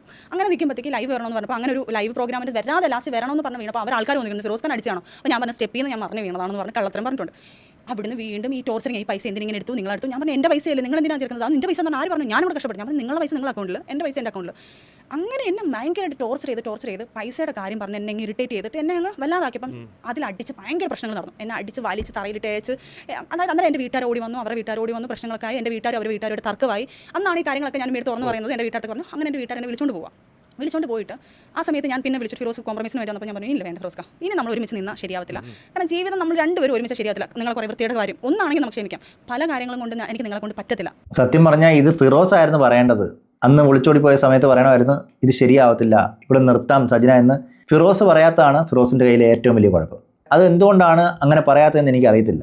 പക്ഷേ ഫിറോസ് പറഞ്ഞില്ല. അപ്പോൾ അങ്ങനെ പുള്ളിക്കാരിയുടെ ഒരു വർക്കിന് റസൂൽ പൂക്കുട്ടിയുടെ പുള്ളിയുടെ ഒരു പ്രോഗ്രാമിന് നമ്മൾ പോവുകയാണ്, ഒരു റെക്കോർഡിങ്ങിന് പോവുക. അവിടെ പോയ സമയത്താണ് ആദ്യമായിട്ട് ഞാൻ റസൂൽ ഖാനെ കാണുന്നത്. ഞങ്ങൾ പിരിഞ്ഞിട്ടുണ്ട്. പിരിഞ്ഞ് കഴിഞ്ഞതിന് ശേഷമാണ് ഈ സംഭവം. ആ സമയത്ത് ഡിവോഴ്സ് ആയിട്ടില്ല, പക്ഷേ ഡിവോഴ്സ് നടക്കുന്നേ ഉള്ളൂ. ഡിവോഴ്സ് തരാനുള്ള രീതിയിൽ മൂവി നടക്കുന്നേ ഉള്ളൂ. കേസ് മൂവി എനിക്ക് ഇതിനെക്കുറിച്ചൊന്നും എനിക്ക് അറിയത്തില്ല. പുള്ളി ചെയ്യാം എന്ന് പറയും, മ്യൂച്വലായിട്ടാണ് ഏതെങ്കിലും വക്കീലിനെ കാണാമെന്ന് പറയും. പക്ഷേ വക്കീലിനെ കാണണമെങ്കിൽ പൈസ കൊടുക്കേണ്ടത്. എൻ്റെ കയ്യിൽ ആ സാധനം ഇല്ല. ആ സമയത്ത് ഒരു ഗോൾഡ് പോലും ഇല്ല. കാരണം എല്ലാം കൂടെ വീടിന് വേണ്ടി ചിലവാക്കിയെന്ന് പറഞ്ഞാൽ എല്ലാം കിട്ടിയ പൈസ എല്ലാം കൊണ്ടുപോയി ഇയാൾ. എൻ്റെ കയ്യിൽ 1 രൂപ പോലും ഇല്ല. 100 രൂപ വേണമെങ്കിൽ എൻ്റെ സിസ്റ്ററിൻ്റെ ചോദിക്കേണ്ട അവസ്ഥയാണ്.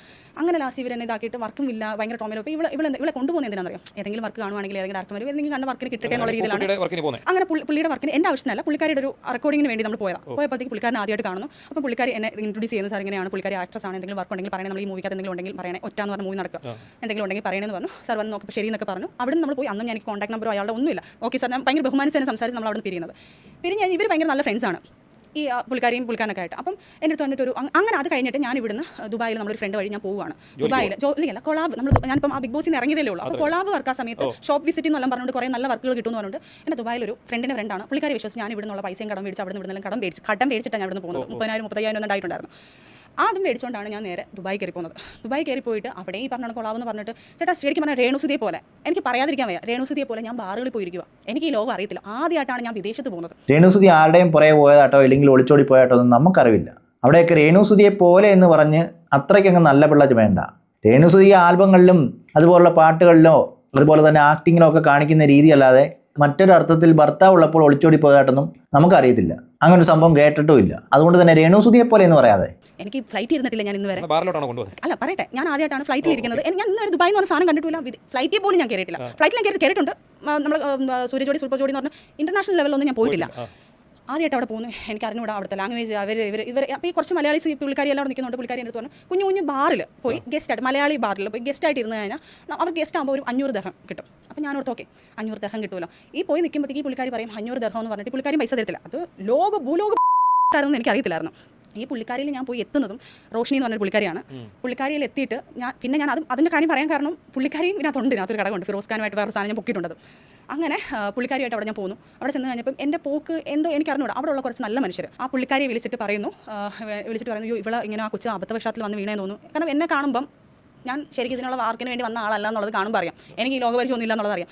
എൻ്റെ ഫോട്ടോ വെച്ചിട്ട് ചേട്ടാ ഇപ്പോഴും ദുബായിൽ എന്നെ ഇത്ര രൂപയ്ക്ക് വെച്ച് കിട്ടും എന്നുള്ള രീതിയിൽ എൻ്റെ ഫോട്ടോ വെച്ച് അവിടെ പ്രചരിപ്പിച്ച് തുടങ്ങി. ഇവൾ ബിസിനസ് ചെയ്യുവാണ്, എന്നെ കൊണ്ടുവച്ചിട്ട് ഇവളാണ് ബിസിനസ് ചെയ്യുന്നത്, എത്ര രൂപയ്ക്ക് എന്നെ കിട്ടും എന്ന് പറഞ്ഞുകൊണ്ട് എന്നെ കിട്ടും എന്നുള്ള രീതി. ഇത് ഞാൻ അറിയുന്നത് പോലും ഇല്ല. പൊട്ടി ഞാൻ ശരിക്കും പറഞ്ഞാൽ എനിക്ക് അറിഞ്ഞൂടെ. നമ്മൾ ഷോപ്പ് വിസിറ്റിംഗ് എന്ന് പറയുമ്പോൾ നമ്മൾ ഗൾഫിലൊക്കെ പോകുമ്പോൾ ഇതാണ് എനിക്ക് അറിഞ്ഞൂടെ. പോയി അവിടെ ഇരിക്കുക വരുക ഒന്നുമില്ല. നമ്മൾ നല്ല ഡ്രസ്സിൽ തന്നെ പോയിരിക്കുന്നത്. നമ്മൾ അവിടെ പോയിട്ട് ഒന്നും ചെയ്യണം, അവിടെ പോയി ഇരുന്നാൽ മതി. അപ്പം അവർ എല്ലായിടത്തും പോയി ചിലവരൊക്കെ മറ്റേ വൈനൊക്കെ മേടിച്ചുകൊണ്ട് വരും. നമ്മളവിടെ നമുക്കൊരു കോക്ടെയിൽ പോലെ മറ്റേ ഈ ജ്യൂസ് പോലത്തെ ഒരു സാധനം കൊണ്ട് വെക്കും. നമ്മൾ അവിടെ ഇങ്ങനെ ഇരിക്കും. ഞാൻ മറ്റേ മന്ദകുത്തികളെ പോലെ അവിടെ ഇരുന്ന് ഇവരും എൻ്റെ കൂടെ കാണും. ഞാനിരുന്ന് ഓക്കെ ഇതാണ് എൻ്റെ അവിടുത്തെ ഇത്. അത് കഴിഞ്ഞപ്പോൾ കുറേ കഴിഞ്ഞപ്പോൾ എൻ്റെ പേര് ഇങ്ങനെ അതാവെന്ന് പറഞ്ഞപ്പോഴത്തേക്ക് ഈ പുള്ളിക്കാരിയെ വിളിച്ച് എൻ്റെ കുറച്ച് ഫ്രണ്ട്സുകൾ അവിടുത്തെ കുറച്ച് ഫ്രണ്ട്സുകൾ പറഞ്ഞു ഈ കൊച്ചിനെ ഇവിടുന്ന് കൊണ്ടുപോയിക്കോ, അവളൊരു പൊട്ടിപ്പെണ്ണ, ഇനി നെക്സ്റ്റ് ചിലപ്പോൾ ഇവളെ കൈവിട്ട് പോകും. അതായത് ഭയങ്കര ഇല്ലീഗലായിട്ടുള്ള നടക്കുന്ന സ്ഥലത്തല്ലേ എന്നെ കൊണ്ടുപോകാം. ഇവിടെയൊക്കെ സജിന പറയുന്ന ഒരേ ഒരു കാര്യമേ ഉള്ളൂ, ഒരു പൊട്ടിപ്പെണ്ണായതുകൊണ്ട് ഞാനിതെല്ലാം ചെയ്തു പോയതാണ് എന്നുള്ള ഒരു ന്യായീകരണത്തിലാണ് സജിന എല്ലാ കാര്യങ്ങളും പറഞ്ഞു തീർക്കുന്നത്. ഇനിയിപ്പോൾ ഈ ഇൻ്റർവ്യൂവും കുറച്ച് കഴിയുമ്പോൾ പറയുമോ അത് ഞാനൊരു പൊട്ട ബുദ്ധിയിൽ പറഞ്ഞതാണ്, ഇല്ലെങ്കിൽ ഒരു പൊട്ടി പെണ്ണായിട്ട് പറഞ്ഞതാണെന്ന് പറയൂ. അല്ലെങ്കിൽ ഞാൻ വെറും മറ്റേ നമ്മൾ എങ്ങനെ ജീവിക്കുന്നത് എനിക്ക് അറിഞ്ഞൂടെ. ചിലപ്പോൾ എനിക്കറിയത്തില്ല എൻ്റെ അവസ്ഥ എന്താണെന്ന് പോലും അറിയത്തില്ല. കാരണം അറിയാത്ത ലോകത്ത് പോയി എന്താ പെട്ടുപോകുന്ന സംഭവങ്ങളാണ്. ചില പെണ്ണുങ്ങൾ പോയി പെട്ടുപോകുന്ന പറയുന്നത് പെട്ടുപോയാണ് ഞാൻ. അവിടുന്ന് എന്നെ ഈ പുള്ളിക്കാരി വന്നിട്ട് ഈ പുള്ളിക്കാരി വിളിച്ച് പുള്ളിക്കാരുടെ അടുത്ത് റസൂൽക്കാരത്തൊക്കെ വിളിച്ച് പറയുന്നു ഇവരെല്ലാവരും കൂടെയാണ് എന്നെ സപ്പോർട്ട് ചെയ്ത് അവിടുന്ന് കൊണ്ടുവരുന്നത്. റസൂൽ കുട്ടി ഉൾപ്പെടെയാണ് ഇവിടുന്ന് കൊണ്ടുവരുന്നത്. എനിക്ക് ആ സമയത്ത് അയാളുമായിട്ട് അഫയർ ആണെങ്കിൽ അല്ലെങ്കിൽ വേറെ എന്തെങ്കിലും ബന്ധം ഉണ്ടായിരുന്നെങ്കിൽ ഞാൻ ഈ ദുബായി പോയി കിടക്കേണ്ട ആവശ്യമുണ്ടോ? അങ്ങനെയാണ് പുള്ളിക്കാരൻ ആദ്യമായിട്ട് എൻ്റെ അടുത്ത് റസൂൽക്ക് വിളിച്ച് എന്നെ സംസാരിക്കുന്നത്. നമ്മളെ വേറെ ഒന്നും വേണ്ട, ടെൻഷൻ ഒന്നും ഞങ്ങൾ എല്ലാവരും ഉണ്ട്, നീ പോയി വീണേക്കുന്ന വലിയൊരു സംഭവത്തിൽ ഇവിടെ വന്നിട്ട് നമുക്ക് പറയാം എന്ന് പറഞ്ഞ് ഇവരെന്നെ പേടിപ്പിക്കുക എല്ലാവരും കൂടെ. ലാസ്റ്റ് ഞാൻ അവിടുന്ന് എനിക്കും എന്തോ സംഭവിക്കാൻ പോകുന്നത് എനിക്ക് അറിഞ്ഞൂടാ. ഞാൻ പേടിച്ച് ഞാൻ അവിടുന്ന് അവരെല്ലാവരും കൂടെ എന്നെ ചേർത്ത് കെട്ടി പാവ പിള്ളേരെല്ലാവരും കൂടെ ആയിട്ട് അവിടെ നല്ല കുറേ മനുഷ്യരും കൂടെ ചേർന്നിട്ട് എന്നെ നാട്ടിൽ കൊണ്ടുവരുന്നത്. നാട്ടിൽ കൊണ്ടുവന്നിട്ടാണ് എന്നെ ഇരുന്ന് പറഞ്ഞത് ഇങ്ങനെയാണ് നിന്റെ ഫോട്ടോ വെച്ചിട്ട് ഇങ്ങനെ ബിസിനസ് ചെയ്യുന്നുണ്ട്, നിന്നെ ഇങ്ങനെ വെച്ചിട്ട് ആൾക്കാരെ വെച്ചിട്ട് നിന്നെ ഇങ്ങനെ അടുത്ത നിന്റെ നെക്സ്റ്റ് എന്ന് പറഞ്ഞാൽ നിനക്ക് എന്തെങ്കിലും കലക്കി തന്നിട്ട് എന്തെങ്കിലും ചെയ്ത് തന്നിട്ട് നിന്നെ ഈ വോയിസ് റെക്കോർഡൊക്കെ വെളിയിൽ വരാൻ കാരണം ഞാൻ പറഞ്ഞില്ല എൻ്റെ കുറച്ച് ഫ്രണ്ട്സ് എത്ര കിട്ടിയാലും പഠിക്കത്തില്ല. എത്ര കിട്ടിയാലും പഠിക്കത്തില്ല എന്ന് പറഞ്ഞാൽ അതിൻ്റെ ഏറ്റവും ഉദാഹരണം ഞാൻ തന്നെയാണ്. അതിനുശേഷം എൻ്റെ ഈ വോയിസ് റെക്കോർഡ് ഞങ്ങൾ തമ്മിലുള്ള കുറച്ച് തർക്കങ്ങൾ വരുമ്പോഴും ഞാൻ നമ്മളെ ഫ്രണ്ട്സിനെ വിളിച്ചിട്ട് പറയുമ്പോൾ ഇക്കായും വിളിച്ചിട്ട് ഇതാണ് അവൾ ഇങ്ങനെയൊക്കെ കാണിച്ചുകൊണ്ടിരിക്കുന്നത്, എന്താ അവളൊന്ന് പറഞ്ഞ് മനസ്സിലാക്കുക നിങ്ങൾ എന്ന് പറഞ്ഞ് പുള്ളിയും കൂടെ പറയും. അപ്പോൾ ഞാൻ പറയാം ഇക്ക അങ്ങനെ പറഞ്ഞു ഇതിൻ്റെ ഇടയ്ക്ക് ഡബിൾ ഗെയിം കളിക്കുന്നത് എനിക്ക് അറിഞ്ഞൂടാ. പുള്ളിയത്തൊന്ന് പറയുന്നത് എൻ്റെ അടുത്തൊന്ന് പറയുന്നു. അപ്പോൾ ഞാൻ എന്നിട്ട് അങ്ങനെ പറഞ്ഞു അന്ന് ഇതാ ഈ റെക്കോർഡ് നിങ്ങൾ കേൾക്കുന്ന ഇക്ക ഞാനും ഇക്കാര്യം സംസാരിച്ച റെക്കോർഡ് എന്ന് പറഞ്ഞുകൊണ്ട് ഞാനൊരു വോയിസ് റെക്കോർഡ് ഉള്ളത് അത് പുള്ളിക്കാരിക്ക് ഇട്ട് കൊടുത്തിട്ടുണ്ടായിരുന്നു. അങ്ങനെയാണെങ്കിൽ ഇപ്പോഴും അദ്ദേഹത്തോട് ഞാൻ വിളിക്കുന്നുണ്ട്, സംസാരിക്കുന്നുണ്ട്. ഈ 3 കോടി അത് പുള്ളിക്കാരൻ അറിയാലോ. കാരണം തികച്ചും എൻ്റെ കയ്യിൽ നിന്ന് പോയിട്ടുണ്ട്. ഇത് നമ്മളെ ഭീഷണിപ്പെടുത്തുന്നുണ്ടായിരുന്നു ഈ സംസാരങ്ങൾ ഇവരെല്ലാം നമ്മളായിട്ട് ഭീഷണിപ്പെടുത്തുന്നുണ്ടായിരുന്നു. ഈ വോയിസ് റെക്കോർഡ് വെളിയിലാക്കും എന്ന് പറഞ്ഞുകൊണ്ട് ആ സമയത്താണ് നമ്മൾ ഞാൻ പെറ്റീഷൻ കൊണ്ട് കൊടുത്തിട്ടുണ്ടായിരുന്നു. ഫിറോസ് ഖാൻ നമ്മളെ ഇതുപോലെ ഭീഷണിപ്പെടുത്തുന്ന കാര്യങ്ങളും എല്ലാം വെച്ചിട്ടുള്ള അത് രണ്ടാമതാണ് കൊടുത്തത്. ഭീഷണിപ്പെടുത്തുന്ന ഇപ്പോൾ കൊടുത്തത് ഈ റീസണിലാണ് കൊടുത്തത്. അതിന് മുന്നേ ഈ പുള്ളിക്കാരൻ നമ്മളിട്ട് ഭയങ്കരമായിട്ട് ഈ ഒരു ഫോട്ടോയുടെ കാര്യം വെച്ചിട്ട് നമ്മളിട്ട് 2 ഫോട്ടോ ഇങ്ങനെ ലീക്കായി അത് വെച്ചിട്ട് നമ്മളിങ്ങനെ ടോർച്ചർ ചെയ്തിട്ട് അവിടുന്ന് ഭയങ്കര അതെ അത് എൻ്റെ കയ്യിൽ ഇതേപോലെ തന്നെ എൻ്റെ കയ്യിൽ ലീക്കായ സാധനം സെൽഫി എൻ്റെ ഫോട്ടോ 2 ഫോട്ടോസ് അയച്ചു കൊടുക്കുന്ന എല്ലാവർക്കും അയച്ചു കൊടുക്കുന്നതല്ല ഏട്ടാ. ഈ പറഞ്ഞ ഇവർ 2 പേർക്ക് ഞാൻ അയച്ചു കൊടുത്തിട്ടുണ്ട്. കാരണം ഞാൻ ചോദിക്കട്ടെ ഇത് ഫ്യൂച്ചറിൽ എന്തെങ്കിലും ആവുമെന്ന് പറഞ്ഞാണോ ഞാൻ ഇട്ട് കൊടുത്തത്. പക്ഷേ ഞങ്ങൾ തമ്മിൽ എന്തെങ്കിലും പിണക്കം ഉണ്ടാവുകയാണെങ്കിൽ 3 കോടി ചോദിക്കും. അതെന്താണെന്ന് എനിക്കറിയത്തില്ല. അതിനും കൂടെ ഒരു ആൻസർ പറയേണ്ടതായിരുന്നു. എൻ്റെ പല്ല് തന്നെ ഞാൻ കുത്തി നാട്ടിക്കും. ഞാനത് സംസാരിക്കുന്ന വാക്കുകൾ ഭയങ്കര അഗ്ലി സംസാരങ്ങൾ വരുന്നുണ്ട് ഞങ്ങൾ തമ്മിൽ അങ്ങോട്ടും കൂടി സംസാരിക്കുന്നത്. അപ്പം ഞാൻ എന്നെ കുത്തി നാട്ടിക്കാൻ പോട്ടെ അദ്ദേഹത്തിനെ ഞങ്ങൾ കുത്തി നാട്ടിക്കാൻ വേണ്ടിയിട്ടോ എന്നെ കുത്തി നാട്ടി പറഞ്ഞിരിക്കുന്ന കാര്യങ്ങളൊക്കെ ശരിയാണ്. ആ വോയിസ് ക്ലിപ്പിൽ നിങ്ങൾ തമ്മിൽ സംസാരിക്കുന്ന കാര്യങ്ങളൊക്കെ ശരിയാണ്. സംസാരങ്ങളെല്ലാം നമ്മൾ തമ്മിലുള്ള തർക്കങ്ങളും വാക്ക് തർക്കങ്ങളെല്ലാം ഇല്ലാന്ന് ഒരിക്കലും ഞാൻ പറയുന്നില്ല, ഉള്ളത് തന്നെയാണ്. ഞങ്ങൾ തികച്ചും ഞങ്ങൾ തമ്മിലുള്ള സംഭവങ്ങളെല്ലാം ഉള്ളതാണ്. പേഴ്സണൽ ആയിട്ടുള്ള ഞങ്ങളുടെ പേഴ്സണൽ ആയിട്ടുള്ള മാറ്റർ ആയിരുന്നു. അതിനെ വലിച്ചു കീറി ലോകത്തിനോട് ഇട്ടുകൊടുത്തവരെ തന്നെ പറയണം ചേട്ടാ. കാരണം ഇതിന് ദിയാസന എന്ന് പറഞ്ഞൊരു കുട്ടിയും ദിയാസന അതേപോലെ ആൻമരിയ എന്ന് പറഞ്ഞ ഇവർ 2 പേരാണ് ഇട്ട് കൊടുക്കുന്നത്. ഫിറോസ് ഖാൻ ഇട്ട് കൊടുക്കുന്നത്. ഫിറോസ് ഖാൻ്റെ ഒരു വോയിസ് റെക്കോർഡ് ഉണ്ട്. അത് പറയുന്നത് പുള്ളി പറയുന്നുണ്ട് ഇവരാണ് ഇട്ട് കൊടുക്കുന്നതിൻ്റെ തെളിവുകളെല്ലാം ഉണ്ട്. കാരണം വേറെ നമുക്ക് വേറെ ചിന്തിക്കേണ്ട ആവശ്യമില്ല, തെളിവിൻ്റെ ആവശ്യമില്ല. കാരണം എനിക്കറിയാലോ ഞാൻ ഇവർക്ക് 2 പേർക്ക് ഇട്ട് കൊടുത്തത്. വോയിസ് ക്ലിപ്പ് ഒരിക്കലും നിഷേധിക്കുന്നില്ലല്ലോ. പിന്നെ അതിനകത്ത് വേറെ കാര്യങ്ങൾ കുഴപ്പമില്ലല്ലോ. അത് തികച്ചും ഞങ്ങളുടെ പേഴ്സണലാണ്. അപ്പോൾ അത് കാണിച്ചിട്ടാണ് നമ്മൾ പരാതി കൊടുത്തിരിക്കുന്നത്. അല്ല രണ്ടാമത്തെ പരാതി നമ്മൾ കൊടുക്കാൻ കാരണമുണ്ട്. കാരണം ഇവരെ ഞങ്ങളെ ഭീഷണിപ്പെടുത്തുന്നുണ്ട്.